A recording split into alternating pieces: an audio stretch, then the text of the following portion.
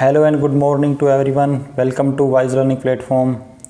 आज हम जो हमारा हिस्टोरिकल बैकग्राउंड है उसका सेकंड पार्ट मतलब क्राउन रूल के बारे में पढ़ने वाले हैं। और क्राउन रूल कब से कब तक था? 1858 से 1947 तक चला था। तो इससे पहले हमने जो अपना जो फर्स्ट पार्ट था हिस्टोरिकल बैकग्राउंड का, उसके अंदर हम लोगों ने कंपनी रूल के बारे में पढ़ा था। और कंपनी रूल कब से कब तक चला था? 1773 से 1858 तक।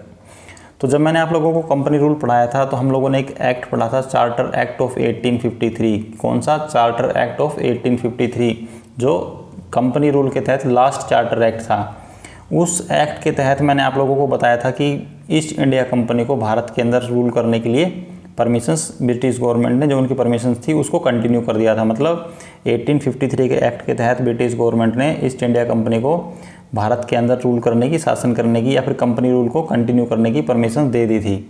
बट लेकिन मैंने एक चीज़ और बताई थी, उसके अंदर कोई भी किसी भी प्रकार का टाइम पीरियड फिक्स नहीं किया था। जैसे कि उससे पहले जो 1883 के एक्ट थे या फिर 1813 का जो एक्ट था उसके तहत क्या था, 20 ईयर्स का टाइम फिक्स कर दिया जाता था कि नेक्स्ट जो एक्ट आएगा, चार्टर एक्ट पास होगा या फिर जो नेक्स्ट चार्टर एक्ट आएगा वो किस 20 साल के बाद आएगा। ये 20 ईयर्स का एक टाइम फिक्स कर दिया जाता था। जैसे 1793 था, उसके बाद जो नेक्स्ट एक्ट आया था वो आया था 1813 में, आफ्टर 20 ईयर्स। तो इस एक्ट के बाद क्या हुआ था, 20 ईयर्स का टाइम फिक्स कर दिया था और 20 ईयर्स के लिए कुछ रूल रेगुलेशंस जो थे वो फिक्स कर दिए गए थे इसके लिए। सेम एज आफ्टर 20 ईयर्स 1833 में आया था, फिर 1853 के अंदर आया था। बट 1853 के बाद कोई भी टाइम फिक्स नहीं किया गया कि कितने टाइम तक कंपनी का रूल रहेगा।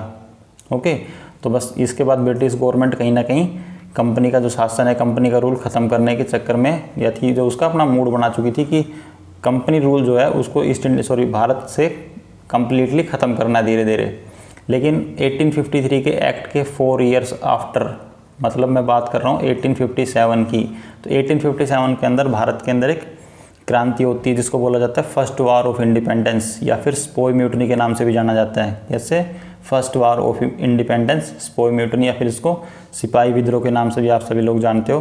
तो 1857 के अंदर क्या होता है, फर्स्ट वार ऑफ इंडिपेंडेंस, जिसको आप 1857 की क्रांति भी बोलते हो, तो ये होता है। तो ब्रिटिश गवर्नमेंट को यहाँ पर एक मौका मिल जाता है, चांस मिल जाता है किस चीज़ का, ईस्ट इंडिया कंपनी का जो रूल था वो भारत से कम्प्लीटली ख़त्म करने का। ओके, तो इस 1857 की क्रांति के बाद ब्रिटिश गवर्नमेंट क्या कर देती है, ईस्ट इंडिया कंपनी का जो शासन है उसको भारत से कम्प्लीटली ख़त्म कर देती है। ओके, बिल्कुल कम्प्लीटली अबोलिश कर देती है। क्या कर देती है? Completely abolish.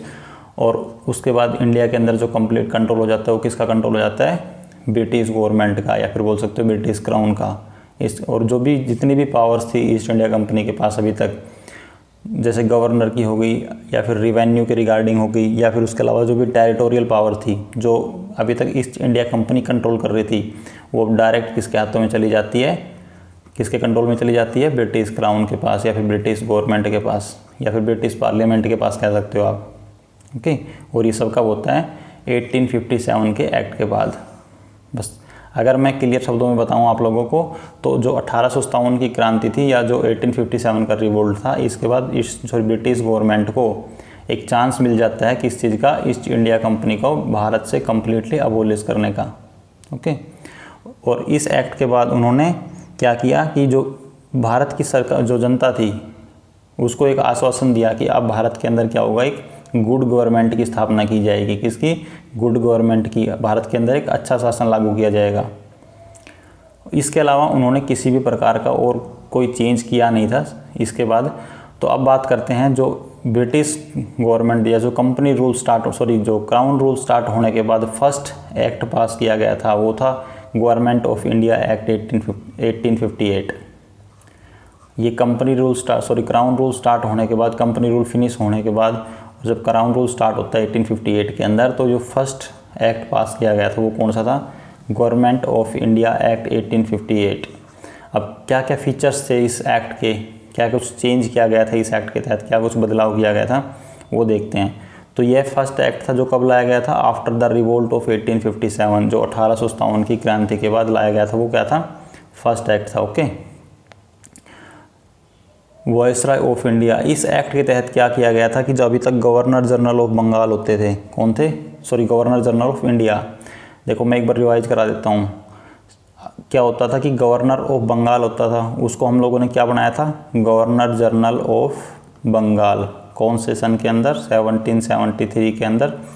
कौन सा एक्ट था ये, कौन सा एक्ट था आप लोग के लिए बताओ इसके अंदर कि कौन सा एक्ट था 1773 के अंदर, कौन सा एक्ट पास किया था। उस एक्ट के तहत क्या था, ये गवर्नर जनरल ऑफ बंगाल बनाया गया था। किसको, गवर्नर ऑफ बंगाल को, उसकी पोस्ट को चेंज कर दिया गया था। तो ये था रेगुलेटिंग एक्ट ऑफ 1773। ओके, उसके बाद अगेन इस गवर्नर जनरल ऑफ बंगाल को क्या किया गया था, गवर्नर जनरल ऑफ इंडिया बना दिया गया था। इसका जो नाम चेंज कर दिया गया था, मतलब पूरे इंडिया का शासन इसके कंट्रोल में दे दिया गया था। सभी कंप्लीट टेरिटरी जो अभी तक गवर्नर जनरल ऑफ बंगाल के अंडर आती, सॉरी ईस्ट इंडिया कंपनी के अंडर आती थी, वो किसके अंडर आ गई थी, अब गवर्नर जनरल ऑफ इंडिया के पास, इसके कंट्रोल में। और ये कौन से सन में किया गया था, किस एक्ट के तहत किया गया था, 1833, चार्टर एक्ट ऑफ 1833 के तहत। अब उसके बाद क्या होता है, इस 1858 के एक्ट के तहत क्या होता है, जो गवर्नर जनरल ऑफ ये इंडिया है, ये है जो गवर्नर जनरल ऑफ इंडिया, इसको चेंज करके क्या कर दिया जाता है अगेन, वायसराय ऑफ इंडिया। क्या बना दिया गया, वायसराय ऑफ इंडिया। इसको इंडिया का वायसराय चेंज बना दिया जाता है, मतलब इसका अब नाम चेंज कर दिया और इसका नाम तो दे दिया, पद का नाम क्या हो गया, पोस्ट का name viceroy of India. Okay, और जो फर्स्ट वायसराय थे इंडिया के वो कौन थे, फर्स्ट वायसराय कौन थे इंडिया के, क्या नाम था उनका, लॉर्ड कैनिंग। ये नाम काफ़ी इंपॉर्टेंट होते हैं, आपको प्रीलिम्स पॉइंट से काफ़ी इंपॉर्टेंट है, नाम आपको याद रखना काफ़ी ज़रूरी है। तो वायसराय कौन थे, इंडिया के फर्स्ट वायसराय थे लॉर्ड कैनिंग। और कौन से सन में बने थे, किस एक्ट के तहत, गवर्नमेंट ऑफ इंडिया एक्ट 1858 के तहत इनको बनाया गया था। ओके, और अब एक चीज़ और, अभी तक जो भी गवर्नर थे इंडिया के अंदर, गवर्नर जनरल ऑफ इंडिया, वो किसके कंट्रोल में थे, ईस्ट इंडिया कंपनी के कंट्रोल में थे। बट ये डायरेक्टली जो वायसराय था ये किसके लिए काम कर रहा था, किसका पर्सन था, किसके लिए काम करता था, ब्रिटिश पार्लियामेंट के लिए, ब्रिटिश गवर्नमेंट के लिए। ठीक है, तो ब्रिटिश गवर्नमेंट के लिए डायरेक्टली रिस्पॉन्सिबल था, ब्रिटिश गवर्नमेंट के लिए काम करता था यहाँ पर। ओके, अभी तक जो था गवर्नर थे, ब्रिटिश गवर्नमेंट क्या करती थी, एक्ट पास करती थी, कोई भी चार्टर एक्ट पास कर रही थी, किसके लिए पास करती थी, कंपनी रूल में, ईस्ट इंडिया कंपनी के लिए। और जो फिर वो गवर्नर वगैरह होते थे उसके अकॉर्डिंग उसको कंट्रोल करते थे, शासन करते थे। अभी जो ये वायसराय जिसको नियुक्त किया गया था लॉर्ड कैनिंग को, ये डायरेक्ट के लिए रिस्पॉन्सिबल था, प्रत्यक्ष रूप से आप ये कह सकते हो कि ये डायरेक्टली रिस्पॉन्सिबल था ब्रिटिश गवर्नमेंट के लिए। अब बीच में ईस्ट इंडिया कंपनी नहीं रह गई थी यहाँ से, क्योंकि ईस्ट इंडिया कंपनी को अब ख़त्म कर दिया गया था, अबोलिश कर दिया गया था। नेक्स्ट पॉइंट है एंडेड डबल गवर्नमेंट। जो डबल गवर्नमेंट थी उसको ख़त्म कर दिया गया था। डबल गवर्नमेंट का मतलब है जो अभी तक बोर्ड ऑफ कंट्रोल और बोर्ड ऑफ, एक तो हो गया बोर्ड ऑफ कंट्रोल और सेकंड क्या था, कोर्ट ऑफ डायरेक्टर्स, दो बॉडी होती थी ना डबल गवर्नमेंट सिस्टम। अब आपको ये बताना है इसका आंसर, अगर आपने फर्स्ट पार्ट देखा है तो कि डबल गवर्नमेंट सिस्टम कौन से एक्ट के तहत लागू किया गया था, किस एक्ट के तहत लागू किया गया था, जो हमने कंपनी रूल में पढ़ा था, उसका आंसर आपको कमेंट बॉक्स में देना है। उसको इस 1858 के तहत ख़त्म कर दिया गया था, एंड कर दिया गया था। मतलब आज से इस एक्ट के बाद बोर्ड ऑफ कंट्रोल और कोर्ट ऑफ डायरेक्टर्स नाम की कोई भी बॉडी प्रेजेंट नहीं थी, अब उनको फिनिश कर दिया गया था। एक न्यू ऑफिस, इसके साथ एक नया ऑफिस बनाया गया था सेक्रेटरी ऑफ स्टेट का। किसका, भारत के सचिव के नाम से, सेक्रेटरी ऑफ स्टेट के नाम से एक secretary of state for India, secretary of state for India क्या था, एक न्यू ऑफिस बनाया गया था। इसके अंदर क्या था कि ये जो सेक्रेटरी ऑफ स्टेट थे ये किसके लिए रिस्पॉन्सिबल थे, ये ब्रिटेन के अंदर जो ब्रिटेन की पार्लियामेंट थी उसके एक मेंबर थे। ओके, कैबिनेट के मेंबर थे उसके, और ये जो इंडिया का शासन था कम्प्लीटली इसके कंट्रोल में था, इसके पास पूरी पावर थी, ये कंट्रोल करता था किसको, इंडिया के शासन को। आप ये समझ सकते हो सिंपल भाषा में, जैसे हमारे इंडिया के अंदर जो हमारी पार्लियामेंट है उसके अंदर तो जैसे हमारी पार्लियामेंट के अंदर हमारे मिनिस्टर्स होते हैं, जो हमारे कैबिनेट मंत्री होते हैं, वो जैसे अब कोई कोई होम मिनिस्टर हो गया, कोई उसके अलावा रेलवे मिनिस्टर हो गया, तो सेम इसी प्रकार से ब्रिटिश पार्लियामेंट के अंदर एक कैबिनेट मंत्री थे, एज ए कैबिनेट मिनिस्टर थे। और ये किस लिए रिस्पॉन्सिबल थे, ये इंडिया का जो शासन है उसको कंट्रोल करते थे कम्प्लीटली। जो इंडिया के यहाँ की कंप्लीट पावर थी वो किसके पास दे दी गई थी, इनके पास दी गई थी। जो इंडियन एडमिनिस्ट्रेशन था उसका कंप्लीट कंट्रोल और उसकी जो अथॉरिटी है वो किसके पास थी, secretary of state for India, जो secretary of state for India थे उसके पास दे दी गई थी। और ये किसके लिए रिस्पॉन्सिबल थे, रिस्पॉन्सिबल फॉर ब्रिटेन कैबिनेट, जो ब्रिटिश की कैबिनेट थी उसके लिए रिस्पॉन्सिबल थे। Okay, the secretary of state was a member of the British cabinet. किसके मेंबर थे? ब्रिटिश कैबिनेट के मेंबर थे। ये सेक्रेटरी ऑफ स्टेट जो थे यहाँ के मेंबर थे, ब्रिटिश कैबिनेट के मेंबर थे, और ultimately responsible to the British parliament, और ब्रिटिश पार्लियामेंट के लिए रिस्पॉन्सिबल थे। तो मैंने आप लोगों को समझा दिया, जैसे एज ए हमारी पार्लियामेंट के अंदर मिनिस्टर्स होते हैं, जो हमारे कैबिनेट मंत्री होते हैं, और उनको जो पर्टिकुलर मंत्रालय दे रखा होता है वो उस मंत्रालय के लिए रिस्पॉन्सिबल होते हैं। सेम एज जो सेक्रेटरी ऑफ स्टेट थे, ये भी ब्रिटिश पार्लियामेंट के एक मंत्री थे और उसके लिए रिस्पॉन्सिबल थे। ओके, और इनका जो इनको बस कंट्रोल दे रखा था, अथॉरिटी दे रखी थी किसकी? जो भारत शासन था या जो भारत के अंदर जो गवर्नमेंट थी, जो इंडियन एडमिनिस्ट्रेशन था, उसके ऊपर इनका पूरा कंट्रोल था। और नेक्स्ट पॉइंट क्या है? इनके पास एक 15 मेंबर की काउंसिल गठित की गई थी, जो किसके लिए काम करेगी? इस एक एज ए जो सेक्रेटरी ऑफ स्टेट था, इनके लिए एक इनके पास क्या होगी कि एडवाइजरी बॉडी थी। ये 15 मेंबर्स की क्या थी कि एडवाइजरी बॉडी थी, जो किसको असिस्ट कर रही थी? Secretary of state for India. जो secretary of state for India थे, इनको असिस्ट करने के लिए एक 15 मेंबर की क्या गठित की गई थी? काउंसिल गठित की गई थी। और ये कैसी थी? एक एडवाइजरी बॉडी थी।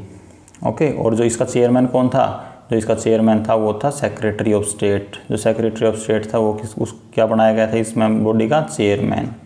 ओके, नेक्स्ट पॉइंट है जो secretary of state in council as a corporate body. अच्छा, ये मैंने अभी बता दिया। जो secretary of state in council थी, अभी जो हमने 15 मेंबर्स की एक बॉडी गठित की थी, ये क्या थी? एक कॉरपोरेट बॉडी थी। ठीक है, कैसी थी कि कॉरपोरेट बॉडी थी। और ये क्या कर सकती थी?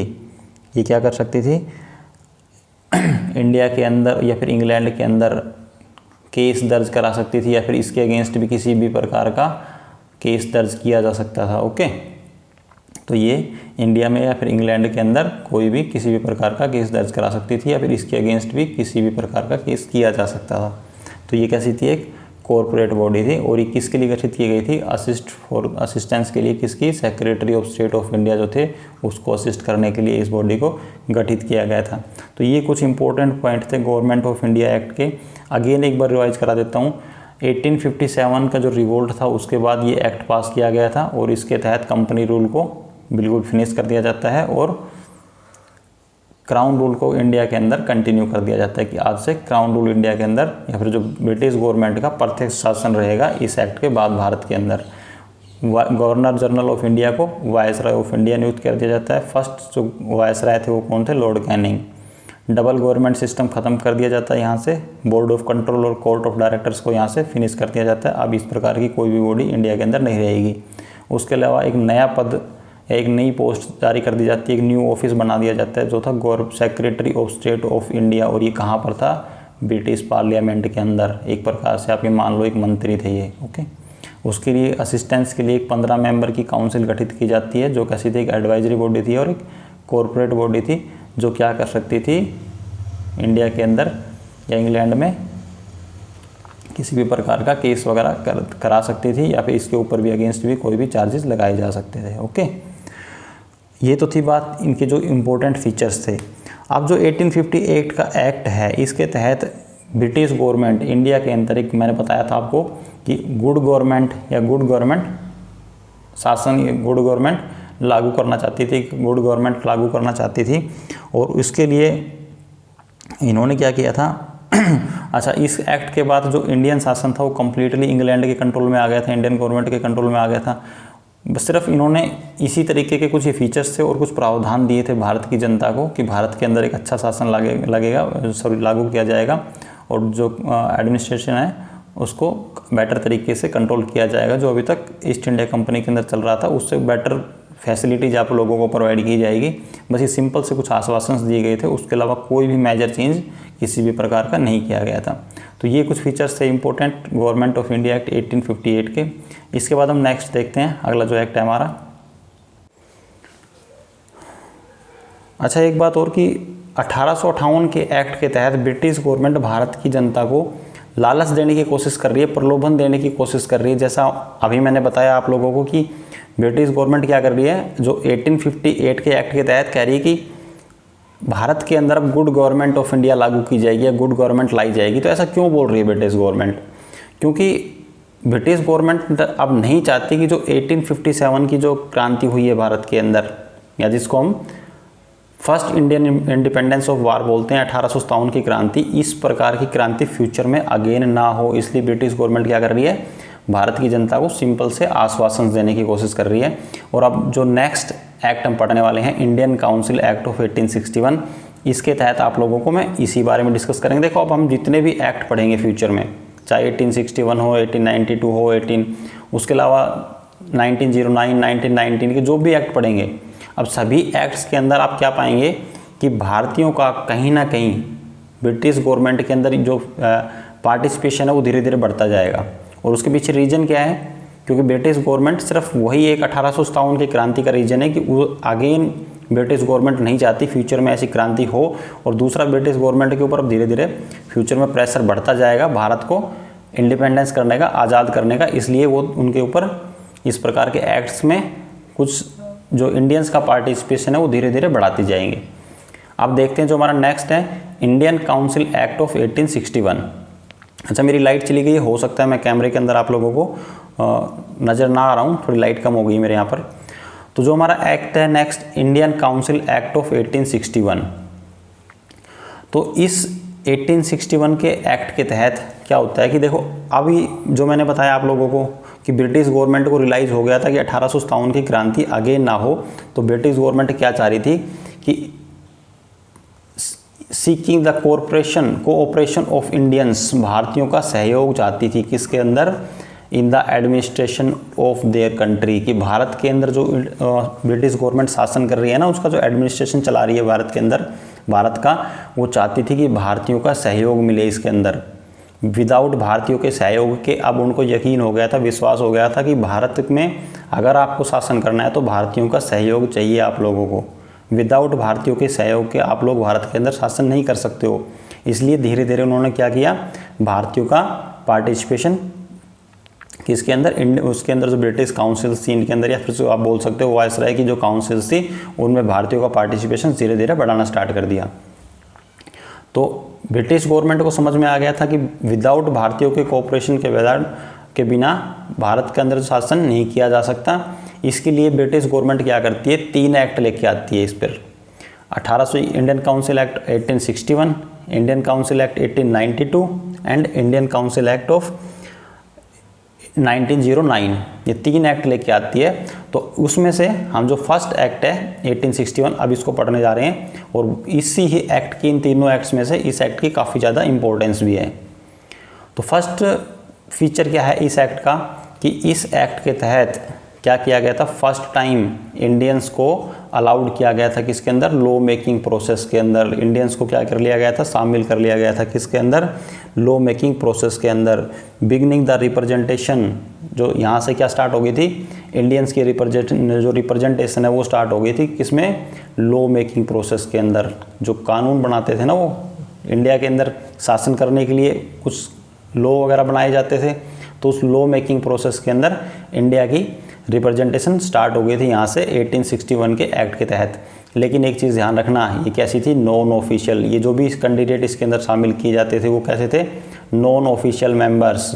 और जो बहुमत होता था वो किसका हुआ करता था, ऑफिशियल मेंबर्स का। तो सिर्फ आप ये समझ सकते हो, सिर्फ शुरुआत हुई थी कि हाँ इंडियंस को हम लोगों ने क्या किया, जगह दे दी है हमारी काउंसिल के अंदर, बट नाम के तौर पे था चलो, लेकिन स्टार्ट तो था, ये समझ सकते हो आप। ओके। और इनको नॉमिनेट कौन करता था, जो वायसराय था उसको परमिट किया गया था कि आप भारतीयों को क्या कर सकते हो, as a non official members nominate कर सकता है। कौन नॉमिनेट कर सकता था, जो उस टाइम भारत का वायसराय था, उसके पास इस चीज़ की पावर थी कि आप भारतीयों को as a non official member क्या कर सकते हो, नॉमिनेट कर सकते हो। तो 1862 के अंदर, कब, 1862 में, तो उस टाइम भारत के वायसराय कौन थे, लॉर्ड कैनिंग। तो लॉर्ड कैनिंग ने 3 कैंडिडेट्स को या 3 सदस्यों को नॉमिनेट किया था। ओके, ये कौन कौन थे, किसके अंदर, इंडियन लेजिस्लेटिव काउंसिल के अंदर, जो उनकी लेजिस्लेटिव काउंसिल थी वायसराय की, उसके अंदर 3 मेंबर्स को नॉमिनेट किया था। नॉमिनेट किस कौन कौन था, राजा ऑफ बनारस, महाराजा ऑफ पटियाला, और थर्ड मेंबर कौन थे, थर्ड कैंडिडेट कौन थे, सर दिनकर राव। इन 3 कैंडिडेट्स को या 3 मेंबर्स को नॉमिनेट किया था 1862 में। उस टाइम पे जो प्रेजेंट वायसराय थे लॉर्ड कैनिंग, उन्होंने।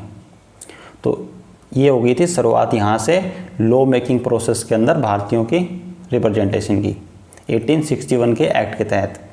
सेकंड जो इम्पोर्टेंट पॉइंट है, प्रोसेस ऑफ डिसेंट्रलाइजेशन। तो इस एक्ट के तहत डिसेंट्रलाइजेशन की प्रोसेस स्टार्ट हो जाती है भारत के अंदर। डिसेंट्रलाइजेशन मतलब जो अभी इन लोगों ने सेंट्रलाइजेशन करना स्टार्ट किया था, मतलब केंद्रीकरण करना स्टार्ट किया था, कब से हुआ था? ये 1773 से। आपको पता है फर्स्ट टाइम गवर्नर जनरल जो बंगाल का था, बंगाल के गवर्नर को गवर्नर जनरल बनाया गया था, मतलब, और जो गवर्नर ऑफ मद्रास और गवर्नर ऑफ बॉम्बे थे उसको किसके अंडर या किसके सबऑर्डिनेट कर दिया गया था? गवर्नर जनरल ऑफ बंगाल के। तो ये सेंट्रलाइजेशन स्टार्ट हुआ था 1773 के अंदर। फिर 1833 में आप लोगों को पता है कि गवर्नर जनरल ऑफ इंडिया बना दिया गया था। उस सेंट्रलाइजेशन को पीक पर पहुंचा दिया था उन्होंने यहाँ से। 1833 के एक्ट के तहत वो सेंट्रलाइजेशन कहाँ पहुंच गया था? पीक पर।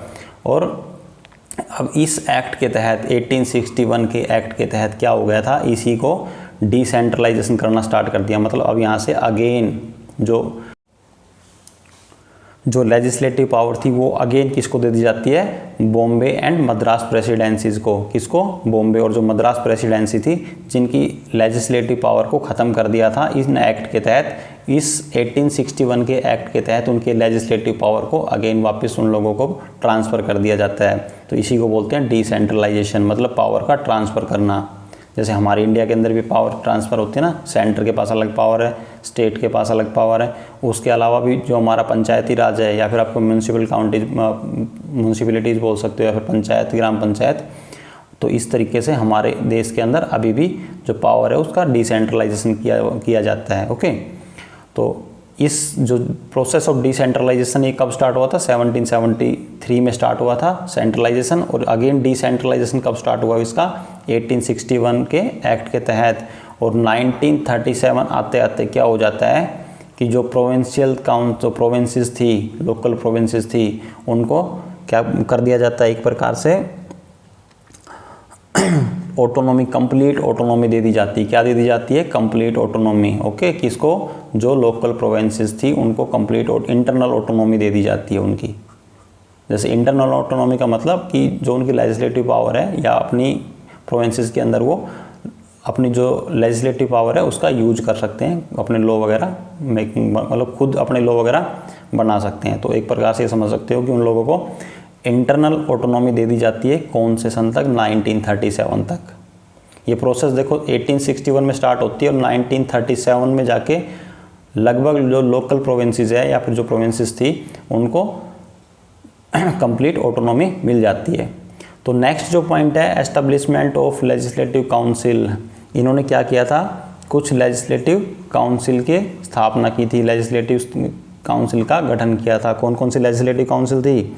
तो इनमें थी Bengal, north western provinces and Punjab. कौन कौन है? Bengal, north western provinces and Punjab. 3 legislative council की स्थापना की थी। और ये कौन कौन से सन के अंदर? 1862, 1886 और 1897 के अंदर। तो इस एक्ट के तहत क्या किया था कि लेजिस्लेटिव काउंसिल की स्थापना की स्टार्ट की थी। और किन 3 जगहों पे?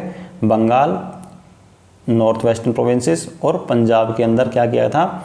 लेजिस्लेटिव काउंसिल की स्थापना की थी। 4th पॉइंट है पोर्टफोलियो सिस्टम। पोर्टफोलियो सिस्टम क्या है?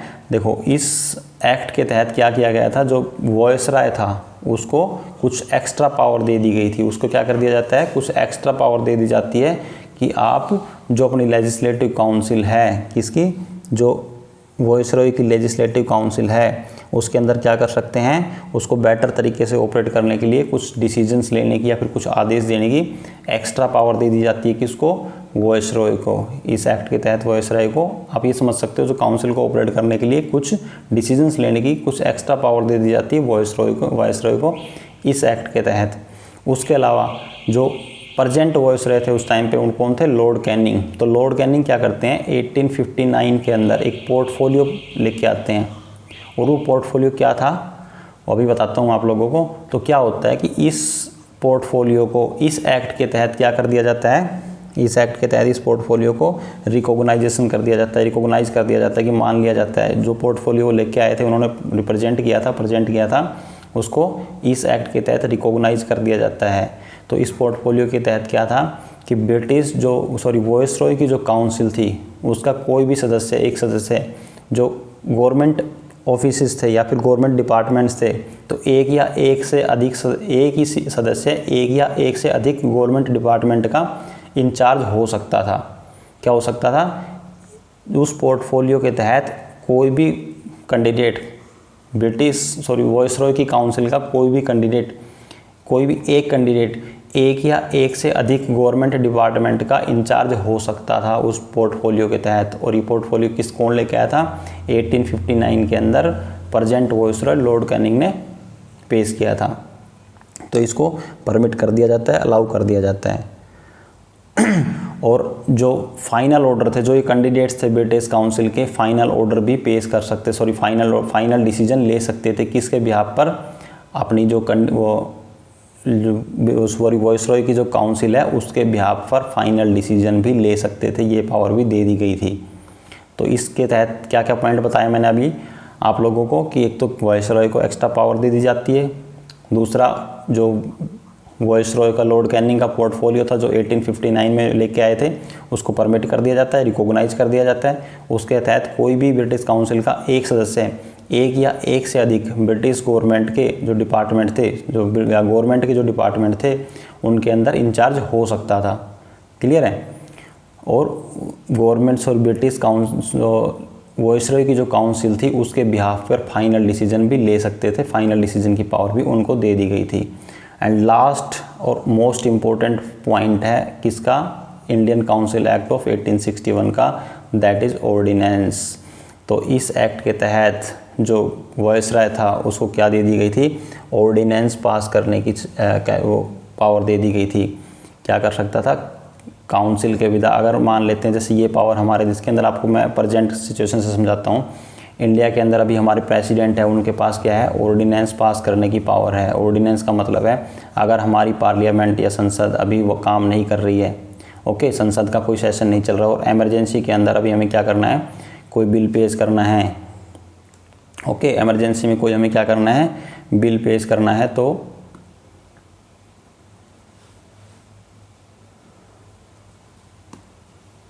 अगर इमरजेंसी के अंदर अभी हमें कोई बिल पेश करना है तो क्या होगा? अगर हमारी संसद काम नहीं कर रही है, अभी संसद का सेशन नहीं चल रहा है और हमारी जो पार्लियामेंट है, संसद कोई कानून पेश करना चाहती है या फिर कोई बिल लागू करना चाहती है, तो प्रेसिडेंट के पास एक पावर होती है जिसको बोलते हैं ऑर्डिनेंस। तो इस ऑर्डिनेंस के तहत प्रेसिडेंट क्या कर सकता है? कोई भी बिल को लागू कर सकता है। लेकिन उसकी टाइम पीरियड कितना होता है? 6 मंथ का, ओके। 6 मंथ के अंदर उसको कहाँ से? पार्लियामेंट के अंदर से, मतलब संसद में से, मतलब लोकसभा प्लस राज्यसभा से पास करवाना कंपलसरी होता है। अगर 6 महीने के अंदर अंदर आप लोगों ने उसको पास नहीं करवाया तो क्या हो जाएगा? वो बिल कैंसिल हो जाएगा, रिजेक्ट हो जाएगा, ओके। तो इसकी प्रोसेस क्या होती है? 6 महीने के अंदर अंदर आपको उसको पास करवाना होता है, कंपलसरी होता है। अगर आप 6 मंथ के अंदर उसको पास नहीं करवाते हैं तो वो रिजेक्ट हो जाता है। सेम पावर थी ये ऑर्डिनेंस, इसी को बोलते हैं, जो वॉइसरॉय को यही पावर दे दी जाती है कि वो एमरजेंसी के अंदर, ये एक वर्ड याद रखना, एमरजेंसी, ओके। ये कंडीशन सिर्फ एमरजेंसी के लिए दी गई थी, बट आज की डेट में इसका इस्तेमाल गलत तरीके से होता है। जो कोई भी गवर्नमेंट हो, चाहे बीजेपी हो, चाहे कांग्रेस हो, जो भी प्रेजेंट गवर्नमेंट होती है, इस पावर का गलत इस्तेमाल करते हैं प्रेसिडेंट, ओके। जो हमारे यहाँ एग्रीकल्चर बिल अभी पेश कर रखा है वो पहले ऑर्डिनेंस के तहत उसको लागू किया गया था, फिर उसके अंदर नेक्स्ट जो पार्लियामेंट का सेशन था उसके अंदर उसको पास किया गया और उसके ऊपर अभी तक पंगा चल रहा है, ओके। तो सेम यही पावर दे दी जाती है वॉइसरॉय को कि वो एमरजेंसी में ऑर्डिनेंस पास कर सकते हैं या किसी भी बिल को लागू कर सकते हैं, लेकिन उसको 6 महीने के अंदर अंदर जो उस टाइम की वॉइसरॉय की काउंसिल थी वहाँ से क्लियर कराना होता था या फिर पास कराना होता था, ठीक है। अब नेक्स्ट एक्ट के बारे में देखते हैं। अब नेक्स्ट एक्ट है हमारा इंडियन काउंसिल एक्ट ऑफ 1892। इसके एक्ट की बात करेंगे, इंडियन काउंसिल एक्ट ऑफ 1892। इस एक्ट को स्टार्ट करने से पहले मैं आपको बता देता हूँ 1885 में, आई थिंक अगर मैं कन्फर्म हूँ तो आप एक बार डेट चेक कर लेना गूगल पे, इंडियन नेशनल कांग्रेस की स्थापना हो गई थी स्टेट के सन में। इसमें 1885 में इंडियन नेशनल कांग्रेस की स्थापना हो गई थी और उसके बाद ये आया था इंडियन काउंसिल एक्ट ऑफ 1892। तो इस इंडियन नेशनल कांग्रेस ने क्या किया था कि वहाँ के लोगों के अंदर किसकी नेशनलिज्म की भावना क्रिएट कर दी थी और उससे लोगों ने क्या करना स्टार्ट कर दिया था? डिमांड करनी स्टार्ट कर दी थी किस चीज़ की? इलेक्शंस की। क्या इलेक्शंस होने चाहिए एज किसके प्लेस पर? जो हम नॉमिनेशन करते हैं ना कैंडिडेट्स का, उसके प्लेस पर क्या होने चाहिए? इलेक्शंस होने चाहिए। बट जो वॉइसरॉय है उसकी कुछ मीटिंग्स वगैरह होती है और उनके बाद उन्होंने इस डायरेक्ट इलेक्शंस के प्रावधान को तो कैंसिल कर दिया बट कुछ इनडायरेक्ट इलेक्शंस की प्रोसेस को यूज़ किया था इसके बाद उन्होंने। ओके, तो अब देखते हैं इस फीचर्स के अंदर क्या क्या चेंज हुए थे। देखो वैसे एक जो कहावत है ना कि जब तक बच्चा नहीं रोता तब तक तो माँ भी दूध नहीं पिलाती, तो उसका मतलब यही है कि वो कहावत कहीं ना कहीं फिट बैठती है इन जगह पे कि जितने भी जो एक्ट आते हैं ना ये ब्रिटिश गवर्नमेंट अपनी मर्जी से कुछ चेंज नहीं करती है। जो फीचर्स लेके आती है इनके अंदर, आप लोग पढ़ते हो एक्ट्स के अंदर चेंज होते हैं कुछ ना कुछ, ये चेंज अपनी मर्जी से नहीं होते। इनके पीछे जो कुछ लोगों की डिमांड्स होती हैं, जब करंट सिचुएशंस होती है उस टाइम की, जैसे टाइम के अकॉर्डिंग डिमांड चेंज होती रहती है ना, तो उस टाइम पे जो लोग होते हैं उनकी डिमांड के अकॉर्डिंग ही ये कुछ इसमें बदलाव किए जाते हैं। जो ये प्रोविजंस हम पढ़ते हैं सभी एक्ट के तहत, ये अपनी मर्जी से कोई नहीं करता। अगर कुछ बिना, जो ब्रिटिश गवर्नमेंट है अगर कुछ चेंज अपनी मर्जी से करती है तो सिर्फ अपने बेनिफिट के लिए करती है। जिस चीज़ में उनको फ़ायदा लगता है वो अपनी मर्जी से चेंज करती है। अदरवाइज़ जो भी कुछ एक्ट में कुछ चेंज होता है, बदलाव होता है, और वो भारत की फिर इंडिया की जो पॉपुलेशन है, इंडिया की जनता है, भारत के लोगों के अगर हित में होता है तो इसका मतलब उसके पीछे कहीं ना कहीं उनके ऊपर किसी न किसी प्रकार का भारतीय जनता का प्रेशर था, जिसकी वजह से उन्होंने उस एक्ट के अंदर उस चेंज जो बदलाव किए हैं। ओके, तो अब 1892 के एक्ट के जो फीचर्स हैं उनको बारे में देख लेते हैं क्या क्या चेंज हुए थे। इसके अंदर क्या किया था, increase the number of additional non official members. जो नॉन ऑफिशियल मेंबर्स हमने प्रीवियस एक्ट के में पढ़े थे ना कि कुछ नॉन ऑफिशियल मेंबर्स को नॉमिनेट करना स्टार्ट कर दिया था, तो इस एक्ट के तहत क्या कर दिया था, उनकी संख्या को बढ़ा दिया गया था। कुछ एक्स्ट्रा नॉन ऑफिशियल मेंबर्स को ऐड कर दिया गया था। किसमें, सेंट्रल और प्रोविंशियल लेजिस्लेटिव काउंसिल के अंदर, दोनों में। एक तो सेंट्रल में भी ऐड किया गया था और प्रोविंशियल लेजिस्लेटिव काउंसिल में भी उनको ऐड कर दिया गया था। बट अभी जो मेजोरिटी थी वो किसके पास थी, ऑफिशियल मेंबर्स के पास ही। जो मेजोरिटी किसकी मानी जाएगी अभी भी, ऑफिशियल मेंबर्स की। मतलब कह सकते हो कि हाँ, एक्स्ट्रा जो कैंडिडेट्स थे, एक्स्ट्रा नॉन ऑफिशियल मेंबर्स थे, उनको उनकी संख्या तो बढ़ा दी गई थी, बट जो मेजोरिटी थी भी किसकी थी, ऑफिशियल मेंबर्स की थी। ओके, सेकंड क्या चेंज किया गया था, increase the function of legislative council. जो लेजिस्लेटिव काउंसिल थी उसका क्या कर दिया गया था, फंक्शन। उसका जो फंक्शन, इंपॉर्टेंट पॉइंट है ना, उसको आप हेडलाइन कर लो, जो अंडरलाइन करते चलो उसको। जैसे जो लेजिस्लेटिव काउंसिल है क्या कर दिया गया था, उसका फंक्शन इंक्रीज किया गया था। तो क्या फंक्शन था, एक तो डिस्कसिंग द बजट, बजट को डिस्कस कर सकते थे वो। क्या कर सकते थे, बजट को डिस्कस कर सकते थे। मतलब देखो इसमें बजट को डिस्कस करने की पावर दे दी गई थी, बट उस पर वोट नहीं कर सकते थे आप। अच्छा, इसके तहत मैं आपको एक चीज़ और बताता हूँ इंटरेस्टिंग। ये जो बजट पे डिस्कस करने की पावर दे दी गई थी ना लेजिस्लेटिव काउंसिल को, तो आपको पता है इस लेजिस्लेटिव काउंसिल के अंदर क्या थे, कुछ नॉन ऑफिशियल इंडियन मेंबर्स भी थे।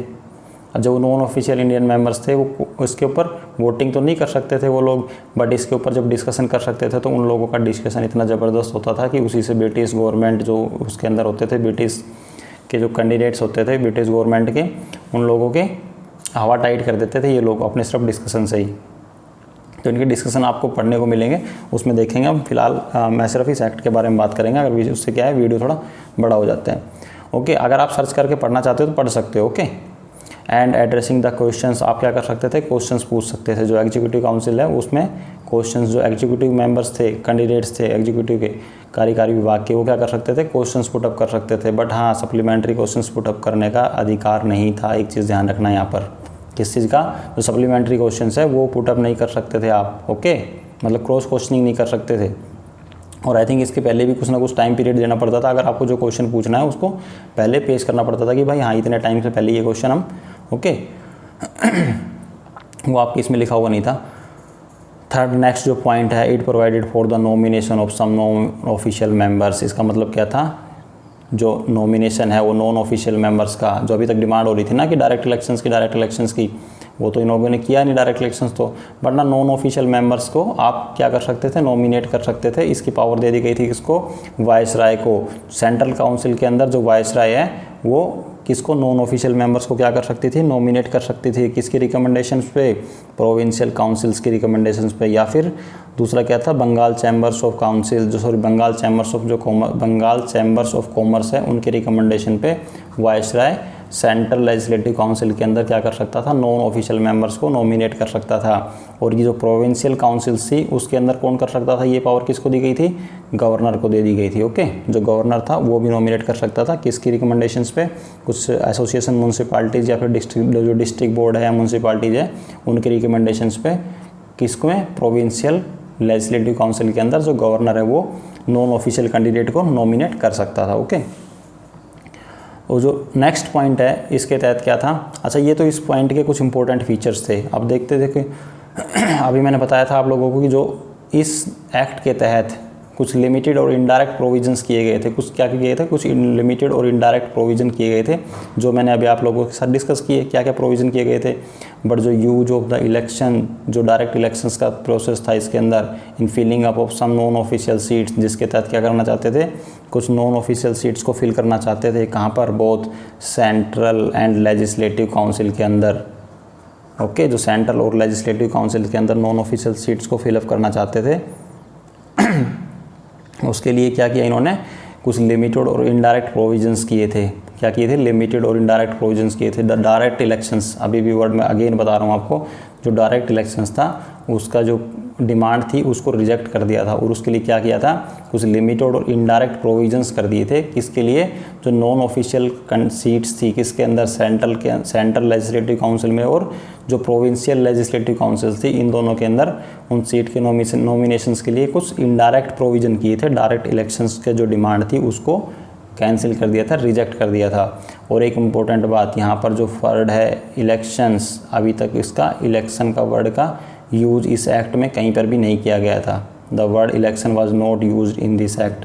अगर आपसे पूछे कि 1892 के एक्ट के तहत कहीं इलेक्शन वर्ड का यूज हुआ था, नहीं, तो इलेक्शन जो वर्ड है इसका भी कहीं भी यूज नहीं हुआ था। ओके, तो यहाँ पे क्या वर्ड यूज कर रहे हैं, लिमिटेड एंड इनडायरेक्ट प्रोविजन। यहाँ पर इनडायरेक्ट इलेक्शन भी नहीं हुआ, इनडायरेक्ट इलेक्शंस का भी जिक्र नहीं हुआ है। ओके, तो इलेक्शन वर्ड तो कहीं अभी तक यूज ही नहीं हुआ यहाँ पर। तो आई थिंक 1892 का एक्ट आपका क्लियर हो गया होगा।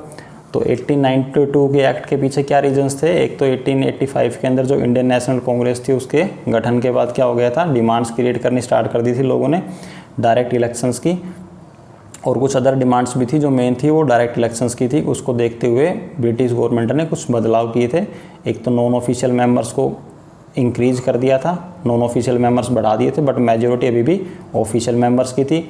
सेकंड पॉइंट क्या था, क्या कर दिया था, जो लेजिस्लेटिव काउंसिल है उसके फंक्शंस को इंक्रीज कर दिया था। कि एक तो क्या था कि बजट पर डिस्कस कर सकते थे, और दूसरा क्वेश्चंस का जो आंसर, जो क्वेश्चंस पूछे जाएंगे एग्जीक्यूटिव काउंसिल के द्वारा उसके आंसर की देने के लिए वो रिस्पॉन्सिबल है, उनके आंसर आपको देने होंगे। ठीक है। थर्ड क्या चेंज किया गया था कि जो नॉन ऑफिशियल मेंबर्स थे उनका नॉमिनेशन की पावर दे दी गई थी कुछ एक्स्ट्रा, किसको, गवर्नर को, और वाइसराय को सेंट्रल लेजिस्लेटिव काउंसिल में वो कर सकते थे, और गवर्नर प्रोविंशियल लेजिस्लेटिव काउंसिल के अंदर किसके रिकमेंडेशन पे, ये मैं बता चुका हूँ आपको। ओके, उसके अलावा जो नॉन ऑफिशियल सीट्स थी, कहाँ पर, नॉन ऑफिशियल सीट्स जो फिलिंग करनी होती थी सेंट्रल के अंदर और प्रोविंशियल लेजिस्लेटिव काउंसिल में, उसके लिए कुछ लिमिटेड और इनडायरेक्ट प्रोविजन किए गए थे। मतलब जो पहले करते थे ना, उसके अलावा कुछ एक्स्ट्रा प्रोविजंस कर दिए गए थे। वो प्रोविजंस क्या है वो देखेंगे फिर। द वर्ड इलेक्शन, और एक चीज़ याद रखना, जो वर्ड इलेक्शन है इस 1892 के काउंसिल एक्ट में कहीं पर भी इलेक्शन वर्ड का डिस्कशन नहीं किया गया था। ओके, अब हम बात करते हैं जो हमारा नेक्स्ट एक्ट है उसके बारे में, 1909 के एक्ट के बारे में। अब हम बात करते हैं इंडियन काउंसिल एक्ट ऑफ 1909 के बारे में। मतलब कौन सा है, एक्ट ऑफ 1909 का जो एक्ट है इसके बारे में बात करते हैं। तो इसके पीछे जो बैकग्राउंड क्या था कि आपको पता है 1905 के अंदर 1905 में क्या हुआ था, बंगाल का विभाजन हो गया था। मतलब ब्रिटिश गवर्नमेंट ने जो अपनी फूट डालो राज करो की जो पॉलिसी थी उसको कहीं ना कहीं लागू कर दिया था। ओके, दूसरा था जो 1906 के अंदर 1906 के अंदर मुस्लिम लीग्स ने क्या किया था, अपने लिए एक सेपरेट इलेक्टोरेट की, मतलब मुस्लिमों के लिए एक सेपरेट इलेक्टोरेट की डिमांड की थी। ओके, तो सेपरेट इलेक्टोरेट का मतलब ये था कि जो मुस्लिम कैंडिडेट है उसको सिर्फ मुस्लिम वोटर्स ही वोट, अपना जो वोट है वो दे सकते हैं। अगर मुस्लिम कैंडिडेट इलेक्शन के अंदर खड़ा हुआ है तो उसको मुस्लिम वोटर्स ही वोट देंगे, और जो मुस्लिम वोटर है वो अपना वोट सिर्फ किसको दे सकते थे, मुस्लिम कैंडिडेट को। तो ये मतलब है सेपरेट इलेक्टोरेट का। तो ये डिमांड किसने की थी, मुस्लिम लीग ने की थी। तो इस कुछ डिमांड्स के बाद ये 1909 के अंदर क्या लाया गया था, एक इंडियन काउंसिल एक्ट ऑफ 1909 का जो ये एक्ट है इसको लाया गया था। तो इसके क्या इंपॉर्टेंट फीचर्स है उसको देख लेते हैं। अच्छा देखो, जैसे मैंने ये कुछ हेडलाइंस या अंडरलाइंस किए हुए हैं, तो आपको भी इसी प्रकार से अपने जो हाईलाइट कर लेने हैं इंपॉर्टेंट पॉइंट्स को, जिसकी हेल्प से आप इजीली चीज़ों को रिवाइज कर सकते हो। तो जो फर्स्ट इंपॉर्टेंट पॉइंट है हमारा वो क्या है, increase the size of the legislative council. जो लेजिस्लेटिव काउंसिल थी उसका साइज़ क्या कर दिया गया था, इंक्रीज कर दिया गया था। किसका, लेजिस्लेटिव काउंसिल का साइज़ इंक्रीज कर दिया गया था। अब लेजिस्लेटिव काउंसिल भी दो थी, एक तो सेंट्रल लेजिस्लेटिव काउंसिल और सेकंड थी प्रोविंशियल लेजिस्लेटिव काउंसिल। तो जो सेंट्रल लेजिस्लेटिव काउंसिल थी उसमें मेंबर्स की संख्या कितनी बढ़ा दी गई थी, पहले 16 थी, अब कितनी कर दी गई थी इस एक्ट के बाद, 60। अब देखो 16 से कहाँ कर दिया था, उसको 60 पहुँचा दिया था। कहाँ पर, सेंट्रल लेजिस्लेटिव काउंसिल के अंदर। बट जो प्रोविंशियल लेजिस्लेटिव काउंसिल है उसके अंदर क्या थी, यूनिफॉर्म नहीं थी, फिक्स नहीं थी, क्योंकि जितनी भी प्रोविंशियल लेजिस्लेटिव काउंसिल थी सबके अंदर क्या थी, जो मेंबर्स थे उनकी जो नंबर्स है उनका डिफरेंट था। इसको आप करंट सिचुएशन से समझ सकते हो आज के टाइम से। जैसे हमारे आज क्या हैं, जितने भी स्टेट्स हैं 28 स्टेट्स है प्रेजेंट के अंदर, तो सभी स्टेट के अंदर जो MLA हैं, मेंबर ऑफ लेजिस्लेटिव असेंबलीज हैं, और उन जो मेंबर ऑफ लेजिस्लेटिव असेंबली है उनकी जो संख्या है सभी स्टेट्स के अंदर वो डिफरेंट है। अब यूपी की जो लेजिस्लेटिव असेंबली है उसके अंदर उसका जो नंबर है वो डिफरेंट है। अगर हरियाणा की बात करें तो उसकी जो लेजिस्लेटिव असेंबली है उसके अंदर जो MLA हैं उनका नंबर डिफरेंट है। ओके, तो सेम है जो क्या था, प्रोविंशियल लेजिस्लेटिव काउंसिल थी उनके अंदर का जो नंबर था वो नॉट यूनिफॉर्म, मतलब सेम नहीं था, इसलिए यहाँ पे क्या लिखा हुआ है, नॉट यूनिफॉर्म। और जो सेंट्रल थी उसके अंदर बता दिया कितना कर दिया गया था, पहले 16 था और अब उसको इस एक्ट के बाद बढ़ा के कितना कर दिया गया था, 60 कर दिया गया था।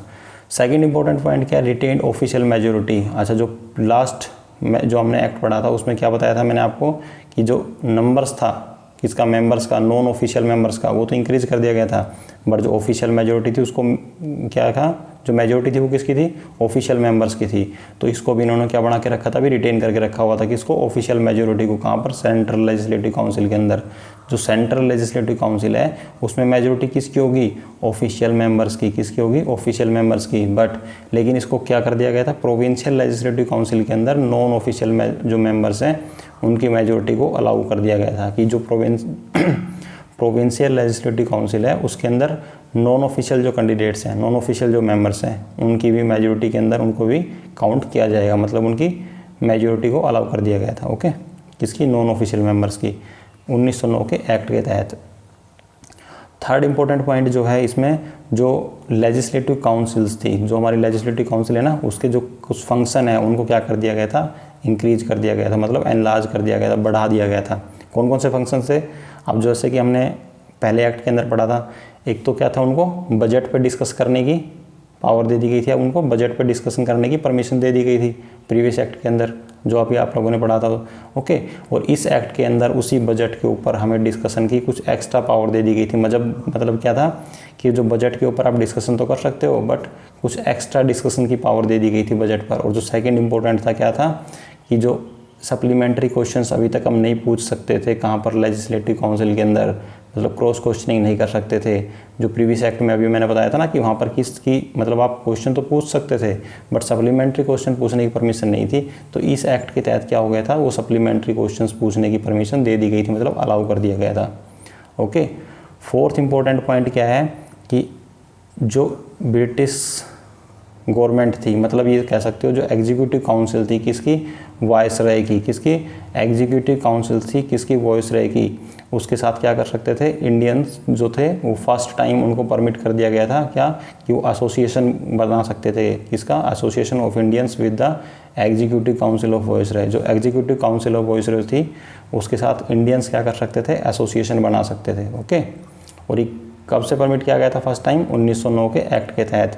तो पहले कैंडिडेट कौन थे, पहले पर्सन कौन थे, या पहले इंडियन कौन थे जिन्होंने वायसराय की जो काउंसिल थी उसको ज्वाइन किया था, वो थे सत्येंद्र प्रसाद सिन्हा। इस एक्ट के बाद, मतलब इस प्रोविज़न के बाद, क्या प्रोविज़न था कि इंडियंस है उनको परमिट कर दिया गया था कि आप एसोसिएशन बना सकते हो, किसके साथ, जो एग्जीक्यूटिव काउंसिल ऑफ वायसराय उसके साथ। और इसके बाद, इस प्रोविज़न के बाद फर्स्ट जो इंडियंस थे वो कौन थे, सत्येंद्र प्रसाद सिन्हा। कौन थे, सत्येंद्र प्रसाद सिन्हा, जिन्होंने एज ए लॉ मेंबर क्या किया था, जो एग्जीक्यूटिव काउंसिल ऑफ वायसराय है इसको ज्वाइन किया था। ओके, नेक्स्ट जो फिफ्थ पॉइंट है वो क्या है, फिफ्थ, अच्छा ये तो जो मोस्ट इम्पोर्टेंट पॉइंट है इसका 1909 के एक्ट का, इसको तो आप को मतलब किसी भी कंडीशन में आप इस पॉइंट को नहीं भूल सकते, ठीक है। जो 1909 के जो इंडियन काउंसिल एक्ट है 1909 का, इसके तहत क्या किया गया था कि मुस्लिम की जो डिमांड थी सेपरेट इलेक्टोरेट की, किसकी डिमांड थी, सेपरेट इलेक्टोरेट की जो डिमांड थी मुस्लिम को, उसके तहत system of communal representation start कर दिया गया था यहाँ से फॉर मुस्लिम के लिए कम्युनल रिप्रेजेंटेशन यहाँ से स्टार्ट कर दिया गया था। और इस द एक्ट लीगलाइज्ड कम्युनलिज्म, मतलब कम्युनलिज्म अब इस एक्ट के बाद हमारे देश के अंदर क्या स्टार्ट हो गया था, कम्युनलिज्म स्टार्ट हो गया था। ओके, मतलब ये समझ लो कि इस एक्ट के बाद मुस्लिमों के लिए सेपरेट प्रतिनिधित्व किया गया था कि जो मुस्लिम होते हैं, मुस्लिम कैंडिडेट्स हैं, ओके, जो मुस्लिम कैंडिडेट्स हैं उनको मुस्लिम वोटर ही वोट डाल सकते हैं, या फिर ये समझ लो कि जो मुस्लिम वोटर है वो सिर्फ मुस्लिम कैंडिडेट को ही वोट डाल सकते हैं।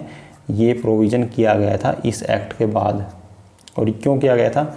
हिंदुओं के अंदर और मुस्लिम के अंदर कहीं ना कहीं फूट डालो और राज करो की जो नीति थी, उसके तहत मुस्लिमों को और हिंदुओं को अलग अलग डिवाइड करना इनका मेन पर्पस था। ओके, वैसे तो मुस्लिम लीग ने भी ये डिमांड की थी, लेकिन मुस्लिम लीग ने डिमांड कब की थी? क्योंकि जो बंगाल विभाजन हुआ था उसके बाद कहीं ना कहीं इस तरीके की सिचुएशन क्रिएट हो गई थी। उसके बाद मुस्लिम को भी लगा था कि उनके अपने लिए अलग से सेपरेट इलेक्टोरेट की ज़रूरत महसूस हुई, इसलिए उन्होंने डिमांड की थी इस चीज़ की। और ये कहीं ना कहीं ब्रिटिश गवर्नमेंट का ही हाथ था इसके पीछे भी। ओके, तो उन्होंने क्या किया, इस एक्ट के तहत सेपरेट इलेक्टोरेट की जो मुस्लिमों की डिमांड थी उसको पूरा किया, और एक इंडिया के अंदर एक system of communal representation for Muslim के लिए स्टार्ट किया था। और जब ये स्टार्ट किया था उस टाइम पे कौन वायसराय थे भारत के अंदर? Lord Minto. कौन थे? Lord Minto. इसलिए इन्हें क्या कहा जाता है? Father of the communal electorate. क्या बोला जाता है? Father of communal electorate. तो अगर पूछे फादर ऑफ कम्युनल इलेक्टोरेट किसे कहा जाता है, तो लॉर्ड मिंटो को। अच्छा, एक इंपॉर्टेंट पॉइंट मैं डिस्कस करना भूल गया कि जो इंडियन काउंसिल एक्ट ऑफ 1909 है, इसको एक अनदर नेम से भी जाना जाता है। किस नाम से जानते हैं इसको हम?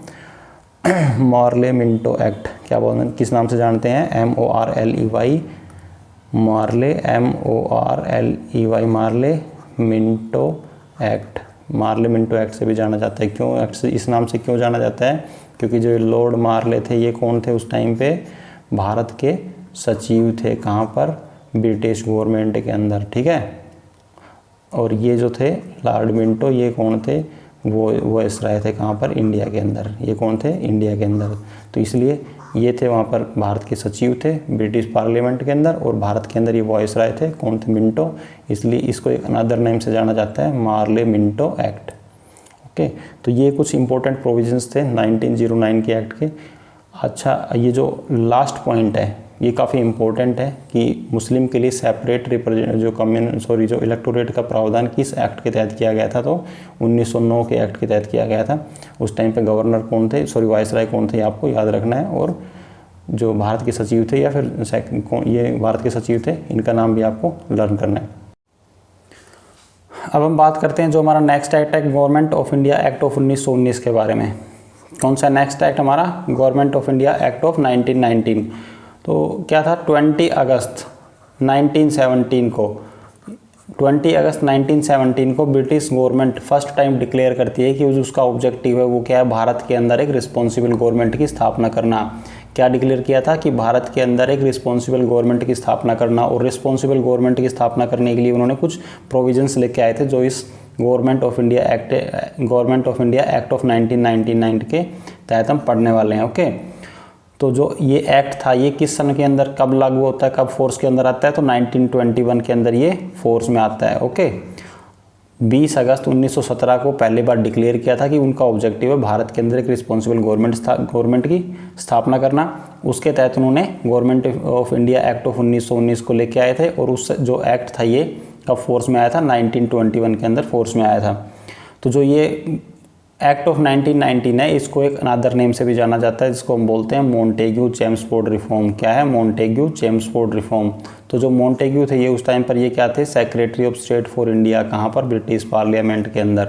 ओके, और जो चेम्सफोर्ड थे ये कौन थे? वायसराय। तो इसलिए इसका अनदर नेम क्या हो गया? Montagu Chelmsford reform.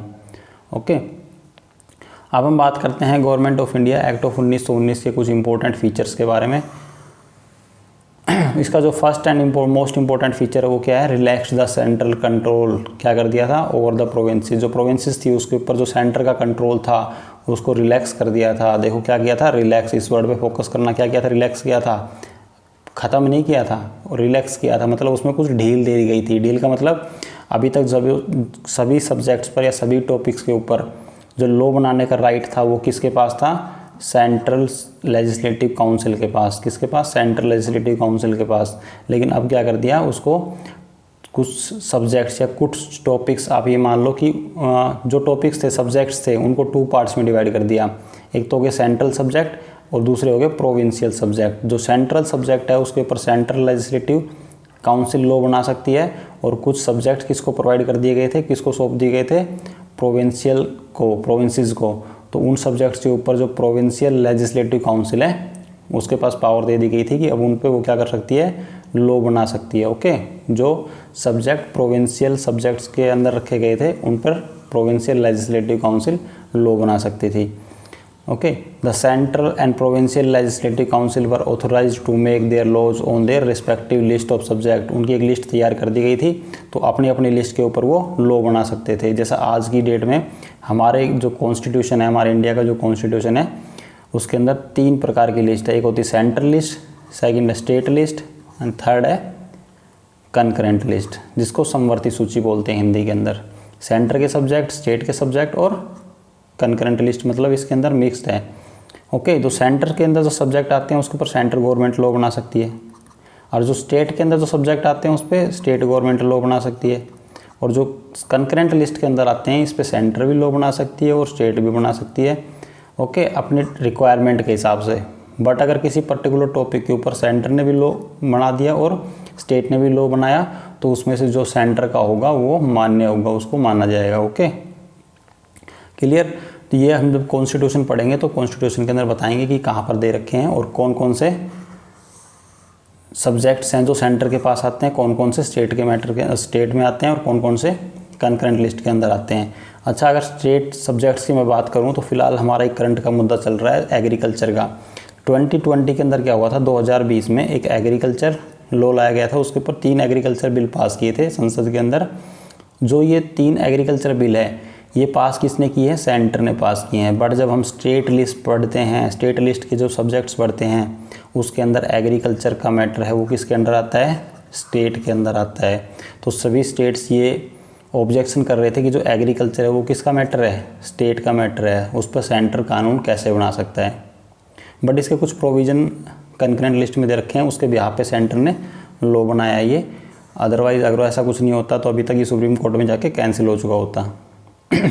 वैसे एग्रीकल्चर स्टेट लिस्ट के जो मैटर हैं, जो स्टेट लिस्ट के सब्जेक्ट है उसी में लिखा हुआ है। नेक्स्ट जो हमारा इंपॉर्टेंट पॉइंट है वो प्रोविंशियल सब्जेक्ट्स जो अभी तक हमने पढ़े हैं उनको जो अभी हमने सब्जेक्ट्स को डिवाइड किया था ना, सेंटर सब्जेक्ट में और प्रोविंशियल सब्जेक्ट में। तो अब जो प्रोविंशियल सब्जेक्ट है उसको क्या किया हम लोगों ने।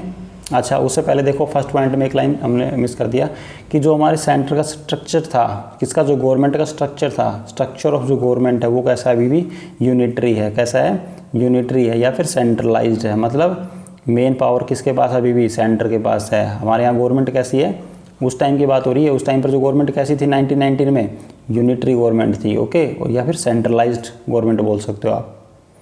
जो स्ट्रक्चर गवर्नमेंट का कैसा था उस टाइम पे, यूनिटरी था। भले ही कुछ सब्जेक्ट के ऊपर या कुछ टॉपिक्स पे जो प्रोविंसेस थी या प्रोविंशियल लेजिस्लेटिव काउंसिल थी उसको लॉ बनाने का राइट दे दिया गया था, बट मेन अभी जो हमारी मेन पावर थी किसके पास थी, सेंटर के पास थी। इसलिए जो स्ट्रक्चर कैसा था उस टाइम पे, यूनिटरी स्ट्रक्चर था या फिर सेंट्रलाइज्ड गवर्नमेंट बोल सकते हो आप। सेकंड जो पॉइंट है, प्रोविंशियल सब्जेक्ट जो थे हम लोगों ने अभी पढ़े, प्रोविंशियल सब्जेक्ट, तो क्या कर दिया गया था, प्रोविंशियल सब्जेक्ट को भी 2 पार्ट्स में डिवाइड कर दिया गया था। किसमें, प्रोविंशियल सब्जेक्ट्स को 2 पार्ट्स में डिवाइड कर दिया था। एक तो था ट्रांसफर्ड और दूसरे थे रिजर्व्ड। पहला कौन सा था, ट्रांसफर्ड, और सेकंड था रिजर्व्ड सब्जेक्ट के अंदर। तो अब इन दोनों में क्या डिफरेंस था, देखो जो ट्रांसफर्ड सब्जेक्ट थे ना उन पे क्या होता था कि इनको किसके द्वारा कंट्रोल किया जाता था, गवर्नर के द्वारा कंट्रोल किया जाता था। किसके द्वारा, गवर्नर के द्वारा कंट्रोल किया जाता था। मतलब इन पे जो ट्रांसफर्ड सब्जेक्ट थे इन पे गवर्नर लॉ बना सकता था, किसके साथ, जो उनकी लेजिस्लेटिव काउंसिल थी उसके साथ मिलकर, मतलब उनकी एडवाइस पर, उनके साथ मिलकर इस पे लॉ बना सकता था। किन पर, ट्रांसफर्ड सब्जेक्ट थे। देखो तो ट्रांसफर्ड सब्जेक्ट थे were to be administered by the governor with the aid of ministers responsible to the legislative council.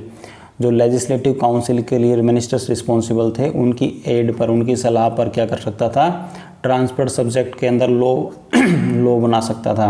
But जो रिजर्व्ड सब्जेक्ट्स थे उनके ऊपर जो गवर्नर था, ये भी इन जो रिजर्व्ड सब्जेक्ट था इनको भी कौन, गवर्नर ही कंट्रोल करता था।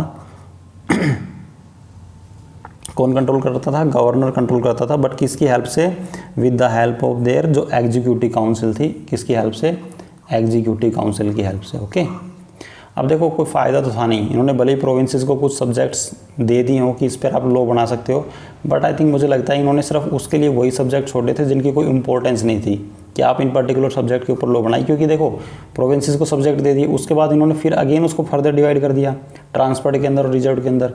ट्रांसपर्ट का तो ठीक है, आप लोगों ने प्रोविंसेस को दे दिए, इन पे तो लॉ बना सकते हैं, बट जो कुछ इंपॉर्टेंट सब्जेक्ट्स थे उसके अंदर उसको फिर इन्होंने अगेन रिजर्व कर दिया। अब उस पर फिर गवर्नर के पास मेन पावर दे दी गई, अब उसके एग्जीक्यूटिव की हेल्प से क्या कर सकता था, उस पर लॉ वगैरह बनाता था, ठीक है, या फिर उनको मैनेज करता था, कंट्रोल करता था। तो this dual system of government was known as diarchy. इसी को क्या बोलते हैं, डायआर्की, फिर या फिर ड्यूल सिस्टम ऑफ गवर्नमेंट बोला जाता है इसी को।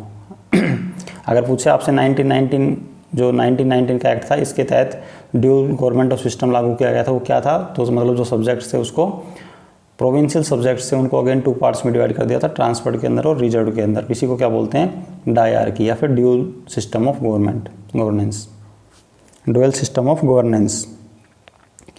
थर्ड जो पॉइंट था बाइकैमरलिज्म एंड डायरेक्ट इलेक्शन। क्या कर दिया गया था, बाइकैमरलिज्म का मतलब अभी तक तो सिर्फ यहाँ पे क्या हुआ करता था, एक सेंट्रल लेजिस्लेटिव काउंसिल थी जो लॉ वगैरह सेंटर में क्या करती थी, लॉ वगैरह बनाती थी। बट अब क्या कर दिया गया था, पहले बार इंडियन लेजिस्लेटिव काउंसिल को रिप्लेस कर दिया गया था किसके साथ, बाइकैमरल लेजिस्लेचर। बाइकैमरल लेजिस्लेचर का मतलब क्या था, जो ऐसे आज की डेट में हमारे पास पार्लियामेंट के अंदर क्या होती है, एक होती है लोकसभा प्लस एक होती है राज्यसभा। क्या क्या है, लोकसभा प्लस राज्यसभा। ओके, तो इस प्रकार से 2 लेजिस्लेचर, बाइकैमरल लेजिस्लेचर का गठन कर दिया था। क्या कहा था, अपर हाउस और लोअर हाउस। क्या बोलते थे उनको, अपर हाउस और लोअर हाउस। जैसे काउंसिल ऑफ स्टेट हो गई, इसको दूसरा नाम क्या था इसका, काउंसिल ऑफ स्टेट, और लोअर हाउस का दूसरा नाम क्या था, लेजिस्लेटिव असेंबली। जैसे आज की डेट में हमारे यहाँ लोअर हाउस कौन है, लोकसभा, और अपर हाउस कौन है, राज्यसभा। ओके, तो सेम इस प्रकार से 1919 के एक्ट के तहत पहले बार जो सेंट्रल लेजिस्लेटिव काउंसिल थी या फिर जो इंडियन लेजिस्लेटिव काउंसिल थी उसको क्या कर दिया था, रिप्लेस कर दिया था किससे, अपर हाउस से और लोअर हाउस से। और दूसरा प्रोविज़न क्या दिया गया था, मेजॉरिटी ऑफ मेंबर्स जो थे इसके जो कैंडिडेट्स थे उनको कैसे इलेक्ट किया जाता था, इलेक्टेड बाय डायरेक्ट इलेक्शन से। किससे, डायरेक्ट इलेक्शन से। बट ये ज़रूर था कि जो ये इलेक्शंस था इसमें वोटिंग का राइट कुछ लिमिटेड लोगों को दिया गया था, बट फिर भी ये था कि डायरेक्ट इलेक्शंस क्या था, स्टार्ट कर दिए गए थे यहाँ से। और हमारे पास जो लेजिस्लेटिव काउंसिल थी या इंडियन लेजिस्लेटिव काउंसिल थी उसको रिप्लेस कर दिया था किससे। तो आई थिंक बाइकैमरलिज्म का मतलब क्लियर हो गया आपका, और डायरेक्ट इलेक्शंस का मतलब क्लियर हो गया होगा। तो बाइकैमरलिज्म का मतलब क्या था, अपर हाउस और लोअर हाउस को क्या कर दिया गया था, इनकी स्थापना की गई थी या इनका गठन किया गया था। उसके अलावा जो डायरेक्ट इलेक्शन स्टार्ट किए गए थे, मतलब जो अपर हाउस और लोअर हाउस के मेंबर्स थे उनको इलेक्ट किया जाता था कहाँ से, विद द हेल्प ऑफ, या किससे, डायरेक्ट इलेक्शंस की हेल्प से।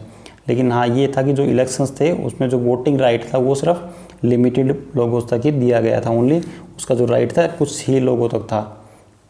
नेक्स्ट तो इंपॉर्टेंट पॉइंट है 3 of the 6 members of viceroy executive council. जो वॉइसरॉय की एग्जीक्यूटिव काउंसिल थी उसके अंदर कितने मेंबर थे, 6 मेंबर थे। किसके अंदर, वॉइसरॉय की जो एग्जीक्यूटिव काउंसिल थी उसमें कितने मेंबर थे, 6 मेंबर थे।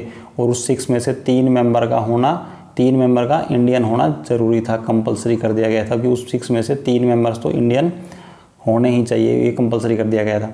क्या कंपलसरी किया गया था कि जो वॉइसरॉय की जो एग्जीक्यूटिव काउंसिल थी उसमें 6 मेंबर थे, 6 में से तो 3 का कंपलसरी था कि 3 इंडियन होने ज़रूरी हैं। बट हाँ एक पोस्ट थी उसके अंदर commander in chief. Commander in chief को छोड़कर 3 कैंडिडेट्स कोई भी इंडियन हो सकते थे। ये कमांडर इन चीफ इंडियन होना कंपलसरी या नेसेसरी नहीं था। क्यों, क्योंकि देखो जो मेन पावर है, अगर कुछ की पावर वो इंडियंस को दे देते तो शायद उनको भी कहीं ना कहीं इस चीज़ का, तो मतलब सारी पावर वो इंडिया के इंडियंस को ट्रांसफ़र नहीं करना चाहते थे। और नेक्स्ट जो हमारा पॉइंट है प्रिंसिपल ऑफ कम्युनल रिप्रेजेंटेशन। हाँ देखो इन्होंने जो एक और कुछ इम्पोर्टेंट कदम उठाया था, ये क्या था, इन्होंने जो कम्युनल रिप्रेजेंटेशंस था जो 1909 के एक्ट में हमने पढ़ा था कि मुस्लिम्स के लिए क्या स्टार्ट किया था इन्होंने, सेपरेट इलेक्टोरेट या फिर उस टाइम पे कम्युनल रिप्रेजेंटेशंस फॉर मुस्लिम के लिए स्टार्ट किया था। इसको एक्सटेंड कर दिया इन्होंने, बढ़ा दिया यहाँ पर। कैसे बढ़ाया, इट्स सेपरेट जो इलेक्टोरेट का कंसेप्ट था, मतलब उस पर्टिकुलर धर्म का या उस पर्टिकुलर कास्ट का पर्सन उस पर्टिकुलर कास्ट के कैंडिडेट को ही सिलेक्ट कर सकता था। तो ये कैसे कर दिया गया था कि Sikh, Indian Christians, Anglo Indians और यूरोपियंस, इन सब के लिए भी सेपरेट ये प्रावधान कर दिया गया था। इनका मतलब था कि अब जो सिख कैंडिडेट है वो सिख कैंडिडेट को ही इलेक्ट करेंगे या वोट कर सकते हैं, इंडियन क्रिश्चियन है वो इंडियन क्रिश्चियन को ही वोट कर सकते हैं, एंग्लो इंडियन को ही वोट कर सकते हैं, और यूरोपियंस को ही वोट कर सकते हैं। मुस्लिम के लिए तो ऑलरेडी कर ही चुके हैं 1909 के एक्ट के तहत। जो कुछ बचे थे उनके अगेंस्ट भी इन्होंने कर दिया ये, ठीक है, प्रिंसिपल ऑफ कम्युनल रिप्रेजेंटेशन लागू कर दिया। इसको क्या कर दिया था इन्होंने, एक्सटेंड किया था यहाँ से। नेक्स्ट देखते हैं फ्रेंचाइजी टू लिमिटेड नंबर्स। अभी मैंने बताया आप लोगों को कि जो वोटिंग राइट था वो किसके पास था, लिमिटेड नंबर्स के पास ही था। मतलब जो कुछ लोग ही थे, जैसे किस बेसिस पे किया गया थे, people on the basis of property. आप कोई मान लो पैसे वाला इंसान है उस टाइम पर जिसके पास अच्छी खासी प्रॉपर्टी है, उसको वोटिंग का राइट दे दिया। कुछ टैक्स के बेस पे कोई अच्छा खासा टैक्स पे कर रहा है, या फिर एजुकेशन के बेस पे, जैसे कोई पर्टिकुलर एजुकेशन जैसे डिसाइड कर दिया कि हाँ भाई इस एजुकेशन का ये कैंडिडेट इनके पास ये वोटिंग का राइट रहेगा, तो इस कुछ बिहाफ के ऊपर जो वोटिंग का राइट था वो दिया गया था लोगों को। नेक्स्ट है new offices of high commissioner for India in London. क्या कर दिया गया था, एक हाई कमिश्नर का एक नया ऑफिस गठित किया गया था। कहाँ पर इस नए ऑफिस की स्थापना की गई थी, किस चीज़ का ऑफिस था, हाई कमिश्नर का एक ऑफिस था लंदन के अंदर। ओके, अभी तक लंदन में इंग्लैंड के अंदर एक हमारा सेक्रेटरी ऑफ स्टेट था जिसके पास कंप्लीट राइट था। वो क्या करता था, जो इंडियन की गवर्नमेंट थी या फिर यहाँ पे जो भी भारत के अंदर जो भी शासन चल रहा था, वहाँ पे शासन जो हो रहा था उसको कौन कंट्रोल करता था, secretary of state for India. कहाँ पर था, बैठ के कंट्रोल करता था वो लंदन के अंदर। बिकॉज वो कौन था, मेंबर ऑफ जो ब्रिटिश पार्लियामेंट थी उसका एक मेंबर था, इसलिए वो इंग्लैंड के अंदर बैठ के पूरे इंडिया का शासन कंट्रोल करता था। अब क्या कर दिया गया था, एक नया ऑफिस गठित किया गया था जिसको बोलते हैं high commissioner office for India. कहाँ पर, लंदन के अंदर। ओके, और जो सेक्रेटरी ऑफ स्टेट की कुछ पावर किस में ट्रांसफ़र कर दी गई थी, इस हाई कमिश्नर के पास ट्रांसफ़र कर दी गई थी। जो नेक्स्ट पॉइंट है establishment of public service commission. तो पब्लिक सर्विस कमीशन की स्थापना की गई थी। किसकी स्थापना की गई थी, पब्लिक सर्विस कमीशन की स्थापना की गई थी। किस लिए, central public service commission was setup. और इसके बाद क्या किया गया था, एक central public service commission setup किया गया था 1926 के अंदर। कब स्थापना की गई थी सेंट्रल पब्लिक सर्विस कमीशन की, 1926 के अंदर। डेट इंपॉर्टेंट है, याद कर लो, डायरेक्ट क्वेश्चन पूछा जा सकता है आपसे। किस लिए, रिक्रूटिंग ऑफ सिविल सर्वेंट्स। जो सिविल सर्वेंट्स है ना, यूपीएससी वगैरह हो गई जिसके लिए प्रिपेयर करते हो आप लोग अभी, तो जो यूपीएससी वगैरह हो गई जिसको सिविल सर्विसेज है, तो इसके जो कैंडिडेट्स है इनकी सिलेक्शन के लिए किसकी स्थापना की गई थी, एक सेंट्रल पब्लिक सर्विस कमीशन की। किसकी, सेंट्रल पब्लिक सर्विस कमीशन, इसकी स्थापना की गई थी। किस डेट में, किस सन के अंदर, 1926 के अंदर। ओके, वो इस एक्ट के तहत की गई थी। पब्लिक सर्विस कमीशन लाया गया था 1919 के एक्ट के तहत, और इसके एक्ट के तहत ही एक सेंट्रल पब्लिक सर्विस कमीशन की स्थापना कब की गई थी, 1926 के अंदर की गई थी। किसके लिए, पब्लिक सर्वेंट्स के रिक्रूटमेंट के लिए। नेक्स्ट जो पॉइंट है, provincial budget from the central budget. अच्छा, जो बजट सिस्टम था अभी तक, जो स्टेट का या प्रोविंसेस का बजट जो था वो कौन लेके आता था, कौन पेश करता था, सेंट्रल लेजिस्लेटिव काउंसिल। किसके पास थी पावर, सेंट्रल लेजिस्लेटिव काउंसिल के पास। लेकिन अब क्या कर दिया गया, जो प्रोविंसेस थी उनको राइट दे दिया गया कि वो जो अपना बजट है, अपने प्रोविंसेस का बजट है, जो उनकी प्रोविंशियल लेजिस्लेटिव काउंसिल है वो अपना बजट खुद पेश करती है, अपना बजट खुद लागू कर सकते हैं वो। Okay, it separated the first time provincial budget from the central budget. जो प्रोविंशियल बजट है, ओके, प्रोविंशियल बजट है उसको सेपरेट कर दिया गया था, किससे, सेंट्रल बजट से। अब सेंट्रल का जो बजट होगा वो अलग आएगा, जैसे आज की डेट में भी हमारे यहाँ होता है। एक हमारी सेंटर की जो गवर्नमेंट है, जैसे फिलहाल में बीजेपी है, तो आपको पता है कि फरवरी के मंथ के अंदर क्या करती है, हमारे बजट सेशन आते, बजट पेश करती है। सेम जो हमारे स्टेट हैं वो भी अपना इंडिविजुअल बजट पेश करते हैं, ठीक है। जो स्टेट की लेजिस्लेटिव असेंबली वो भी अपना बजट पेश करती है। अभी कुछ टाइम पहले बिहार के अंदर बजट पेश किया गया था। तो इसी प्रकार से जो अभी तक क्या चला रहा था 1919 से पहले, कि जो सेंट्रल गवर्नमेंट थी, जो सेंट्रल लेजिस्लेटिव काउंसिल थी, वो कंप्लीट सभी के लिए बजट पेश किया करती थी। बट अब से क्या प्रोविज़न कर दिया गया कि जो इनका बजट है वो सेपरेट कर दिया गया। प्रोविंशियल बजट किससे अलग कर दिया गया, सेंटर से अलग कर दिया गया। और प्रोविंसेस को ऑथोराइज कर दिया कि वो अपना बजट खुद अपने अकॉर्डिंग प्रिपेयर कर सकते हैं या फिर बना सकते हैं। ओके, और नेक्स्ट एंड लास्ट जो पॉइंट है, ये बताया गया कि appointment of A statutory commission, एक स्टैचुरी कमीशन का गठन किया जाएगा, जो 10 साल के बाद क्या करेगा, अपनी एक रिपोर्ट सबमिट करेगा इनकम्प्लीट, जो भी अभी तक ये प्रोविजंस दिए हैं ना 1919 में कि ठीक से काम कर रहे हैं कि नहीं कर रहे हैं, तो एक स्टैच्यूटरी कमीशन का गठन किया जाएगा जो इंक्वायरी करेगा और अपनी रिपोर्ट देगा कंप्लीट वर्किंग के ऊपर आफ्टर 10 ईयर्स, इसके 10 साल के बाद, मतलब इससे 10 साल के बाद, मतलब 1929 के अंदर क्या करेगा, एक कमीशन का गठन किया जाएगा जो इसकी इंक्वायरी करेगा कि जो वर्किंग हो रही है इसके अंदर वो ठीक है कि नहीं, कोई प्रॉब्लम तो नहीं है, और उसके ऊपर अपनी रिपोर्ट सबमिट करेगा। क्या करेगा, अपनी रिपोर्ट सबमिट करेगा। ओके, तो इसके बाद एक जो स्टैच्यूटरी कमीशन का गठन किया गया था, अब उसके बारे में पढ़ते हैं, देखते हैं, फिर उसके बाद कंटिन्यू करेंगे हमारे। अब हम बात करते हैं साइमन कमीशन के बारे में। तो अभी जो हमने लास्ट एक्ट पढ़ा है government of India act of 1919, तो उसके लास्ट पॉइंट में मैंने बताया था कि ब्रिटिश गवर्नमेंट ने एक प्रोविज़न किया है जिसके तहत स्टैच्यूटरी कमीशन की अपॉइंटमेंट की जाएगी आफ्टर 10 ईयर्स, जो क्या काम करेगी कि जो इंडिया के अंदर जो सिचुएशंस है उसके ऊपर अपनी स्टडी करेगी और अपनी एक रिपोर्ट सबमिट करेगी आफ्टर 10 ईयर्स। ओके, तो उसके तहत नवंबर 1927 के अंदर गवर्नमेंट ने तो बोला था 10 ईयर्स, मतलब 1919 के 10 साल बाद इसका गठन किया जाना था 1929 में, किसका, स्टैच्यूटरी कमीशन का, बट इसका जो गठन कब किया गया, नवंबर 1927 के अंदर, मतलब 2 साल पहले ही उसका गठन कर दिया जाता है। ओके, और इसका काम क्या था कि इंडिया के अंदर जो सिचुएशन है उसकी स्टडी करना और उसके ऊपर जो अपनी रिपोर्ट सबमिट करना। तो एक साइमन कमीशन का गठन किया गया ब्रिटिश गवर्नमेंट के द्वारा under the chairmanship of sir John Simon, तो इसी के नाम पे इसको क्या बोला जाता है, साइमन कमीशन कहा जाता है। और इसके अंदर कितने मेंबर्स थे, 7 मेंबर्स की गठन किया गया था, 7 मेंबर्स का अपॉइंटमेंट किया गया था साइमन कमीशन के अंडर। ओके, इस कमीशन के अंडर जो स्टैच्यूटरी कमीशन था उसमें कितने मेंबर थे, 7 मेंबर थे, और उसके चेयरमैन कौन थे, सर जॉन साइमन। तो सर जॉन साइमन के नाम पे इसको हम क्या बोलते हैं, साइमन कमीशन। और जो ये 7 मेंबर थे, 7 के 7 मेंबर कैसे थे, 7 मेंबर्स ऑल मेंबर्स वर ब्रिटिश, ये कैसे थे, ब्रिटिश थे। इसलिए जब ये साइमन कमीशन कहाँ पर आता है, इंडिया के अंदर आया, तो इसका क्या किया गया, काफ़ी विरोध किया गया था। और इसके तहत जब इसका विरोध किया और तो साइमन कमीशन वापस जाओ के इंडिया के अंदर नारे भी लगाए गए थे, और उसमें इंडिया के जो पीपल्स थे, इंडिया की जो जनता थी, उसके ऊपर पुलिस के द्वारा लाठीचार्ज भी की गई थी। ये आपने जब हिस्ट्री में पढ़ा होगा साइमन कमीशंस के बारे में, तब आप लोगों ने अच्छे से डिटेल में पढ़ा होगा इस चीज़ के बारे में। तो क्या था, साइमन कमीशंस के अंदर सभी मेंबर कैसे थे, इंग्लिश थे या ब्रिटिश थे। ओके, तो इन्होंने क्या किया, उस टाइम की जो करंट सिचुएशन थी उसके ऊपर अपनी स्टडी करना था और रिपोर्ट, और जो करंट कंडीशंस थी इंडिया के अंदर उसको स्टडी करके उसकी रिपोर्ट सबमिट करनी थी। तो इन्होंने अपनी रिपोर्ट कब सबमिट की, 1930 के अंदर। 1930 में क्या किया, इन्होंने अपनी रिपोर्ट सबमिट की, और इन्होंने जो अपनी रिपोर्ट सबमिट की उसके अकॉर्डिंग इन्होंने क्या रिकमेंडेशंस दी थी, तो जो इनकी रिकमेंडेशंस थी उनके अकॉर्डिंग इन्होंने कहा था कि जो अबॉलिशन ऑफ डायरकी, जो डायरकी है इंडिया के अंदर उसका अबॉलिशन कर देना चाहिए, हम लोगों को ख़त्म कर देना चाहिए। डायरकी का मतलब अभी मैंने 1919 को एक्ट के अंदर बताया था आप लोगों को कि जो प्रोविंशियल सब्जेक्ट्स थे उनमें कुछ ट्रांसफर्ड सब्जेक्ट को रिजर्व, उसको भी 2 पार्ट्स में डिवाइड कर दिया था हम लोगों ने, ट्रांसफर्ड सब्जेक्ट के अंदर एंड रिजर्व सब्जेक्ट के अंदर। इसी को हमने क्या बोला था, डायरकी या ड्यूअल सिस्टम ऑफ गवर्नेंस, तो इसको अबॉलिश कर देना चाहिए।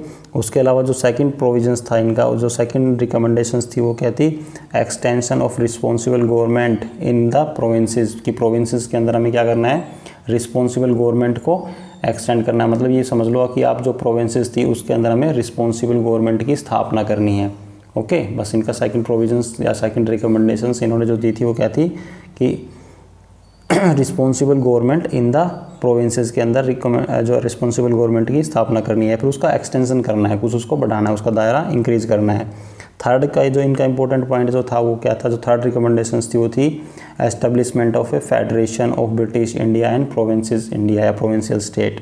जो प्रिंसली स्टेट थे और जो ब्रिटिश इंडिया थे उसमें फेडरेशन की स्थापना करना। अभी जो फेडरेशन वर्ड है इसको मैं 1-2 वर्ड में डिफाइन नहीं कर सकता यहाँ पर, ये अपने आप में काफ़ी बड़ा टर्म है, आगे इसको हम डिटेल में डिस्कस करेंगे। फिलहाल आप ये समझ लो इस पॉइंट के तहत, साइमन कमीशन की जो रिकमेंडेशंस थी वो क्या थी, एक एस्टेब्लिशमेंट ऑफ फेडरेशन, किस किस के बीच में, establishment of federation of British India and princely state. Okay, federation की स्थापना करना था।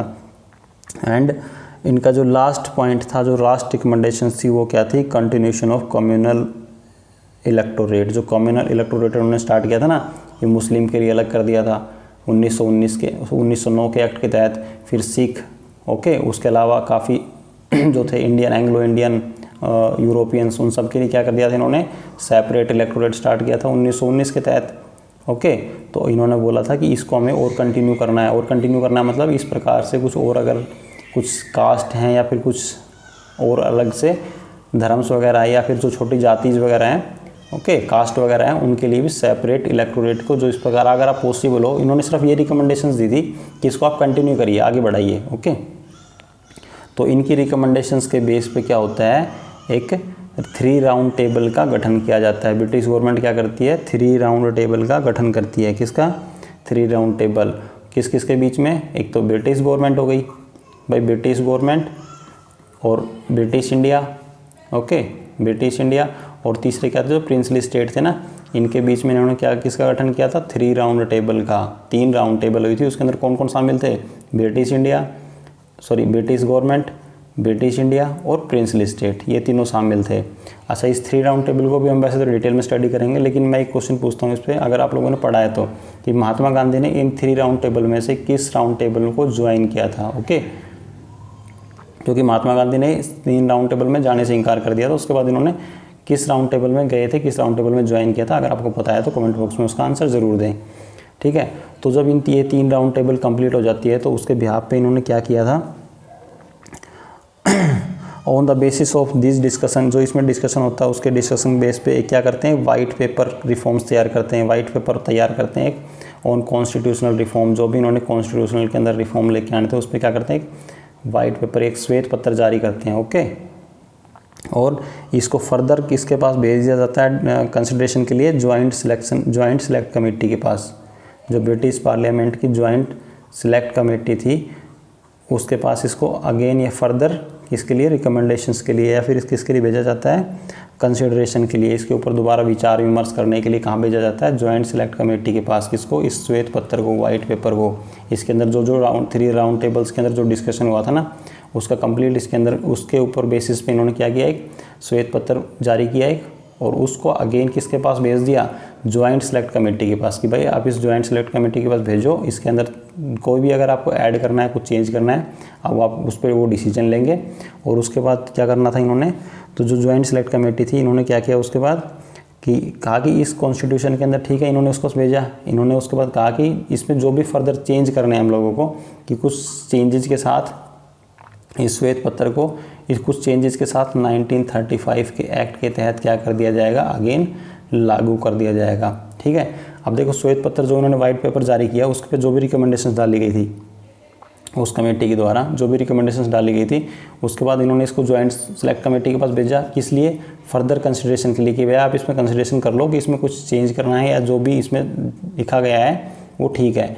ठीक है, अगर फिर क्या किया गया कि 1935 इन्होंने क्या कहा, उसके बाद इन्होंने जो अपनी रिकमेंडेशंस थी, कंसिडरेशंस था, वो कर लिया इसके ऊपर, और जो रिकमेंडेशंस थी ऑफ दिस कमेटी की, इस जॉइंट कमेटी की जो रिकमेंडेशंस थी, क्या बोला गया उसको, कि इसको कुछ माइनर चेंजेस के साथ या फिर सर्टेन चेंजेस के साथ क्या कर दिया जाएगा, 1935 के एक्ट के तहत लागू कर दिया जाएगा।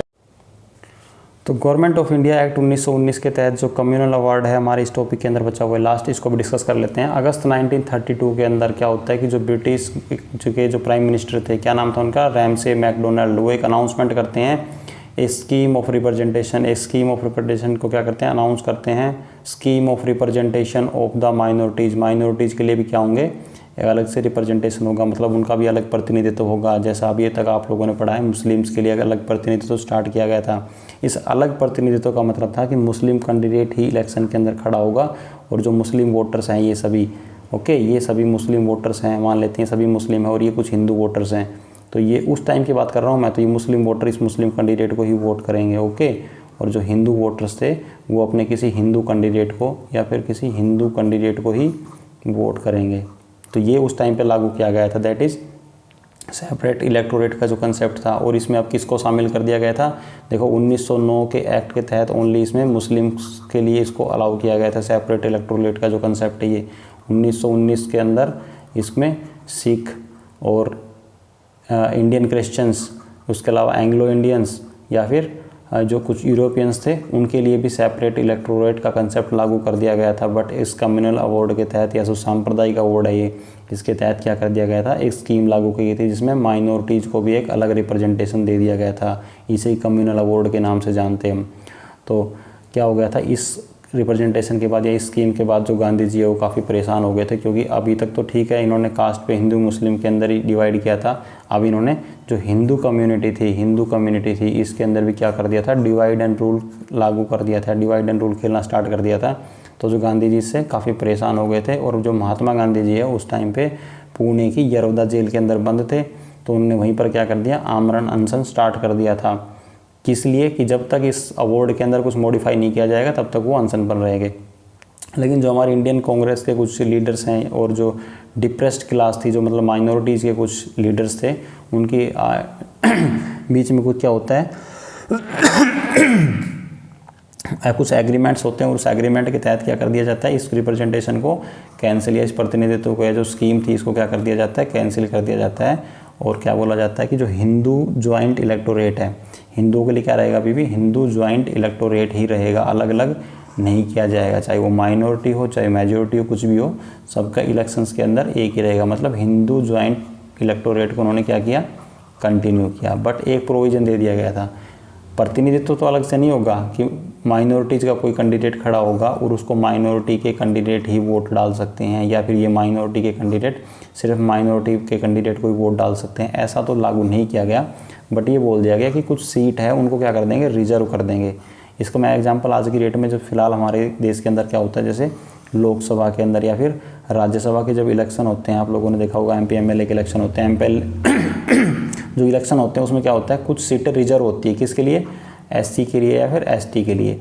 उस सीट के ऊपर सिर्फ अगर कोई सीट रिजर्व है, पर्टिकुलर सीट, तो उस सीट पे सिर्फ SC कैंडिडेट ही कोई क्या हो सकता है, SC कैंडिडेट ही उस पर खड़ा हो सकता है। और उस पर लेकिन फिलहाल हमारे देश में क्या है, वोटिंग राइट का सिस्टम ऐसा नहीं है कि सिर्फ उसको SC कैंडिडेट ही वोट डालेंगे, नहीं, हिंदू कम्युनिटी का चाहे पूरे देश के अंदर कोई भी व्यक्ति हो, फिलहाल ये कम्युनिटी का सिस्टम तो वोटिंग में है नहीं, तो कोई भी कैंडिडेट हो उसको वोटिंग कर सकता है। बट हाँ, सीट रिजर्व होती है कि ये सीट SC के लिए रिजर्व है, तो इसमें SC कैंडिडेट ही खड़ा होगा। ये सब चीज़ तो आई थिंक सभी लोगों को पता है, इस चीज़ की नॉलेज है। तो ये सिस्टम उस टाइम पे कुछ रिजर्व सीट का जो सिस्टम है वो लागू कर दिया गया था, कि कुछ सीटें क्या कर दी गई थी, माइनॉरिटी के लिए रिजर्व कर दी गई थी, ओके, या फिर डिप्रेस्ड क्लास के लिए या माइनॉरिटी के लिए क्या कर दी गई थी, रिजर्व कर दी गई थी, ओके। आज की डेट में तो हमारे देश के अंदर ये सिस्टम नहीं है, ओनली सीटें रिजर्व है, बट जो सेपरेट इलेक्टोरेट का जो कंसेप्ट है वो हमारे यहाँ लागू नहीं है, चाहे अब हिंदू सिख मुस्लिम कोई भी हो। बट जो सीट रिजर्व का कंसेप्ट है ये अभी भी हमारे देश के अंदर है कि SC ST के लिए कुछ सीटें हमारे देश के अंदर भी रिजर्व होती है। आपने ग्राम पंचायत के इलेक्शन के अंदर देखा होगा, ये तो शायद हो सकता है MP MLA में किसी को ना याद रहे, बट हाँ कुछ ग्राम पंचायत के जो इलेक्शन होते हैं उसके अंदर तो आप लोगों ने जरूर इस चीज़ को ऑब्जर्व किया होगा कि कभी कभार ऐसा होता है, जो आपके यहाँ सीट किसकी आ जाती है, SC की सीट होती है, कभी जर्नल की सीट होती है। तो इसका मतलब यही है, ये जो कंसेप्ट है रिजर्व सीट का वो सेम यही वाला है, ओके। ठीक है फ्रेंड्स, अब मिलते हैं नेक्स्ट वीडियो के अंदर, क्योंकि ये वीडियो के अंदर में जो 1935 का एक्ट है और 1947 का एक्ट है वो हम नेक्स्ट वीडियो में डिस्कस करेंगे, क्योंकि ये थोड़ा वीडियो बड़ा हो जाएगा इस वजह से। तो मिलते हैं नेक्स्ट वीडियो में, तब तक के लिए बाय बाय, टेक केयर।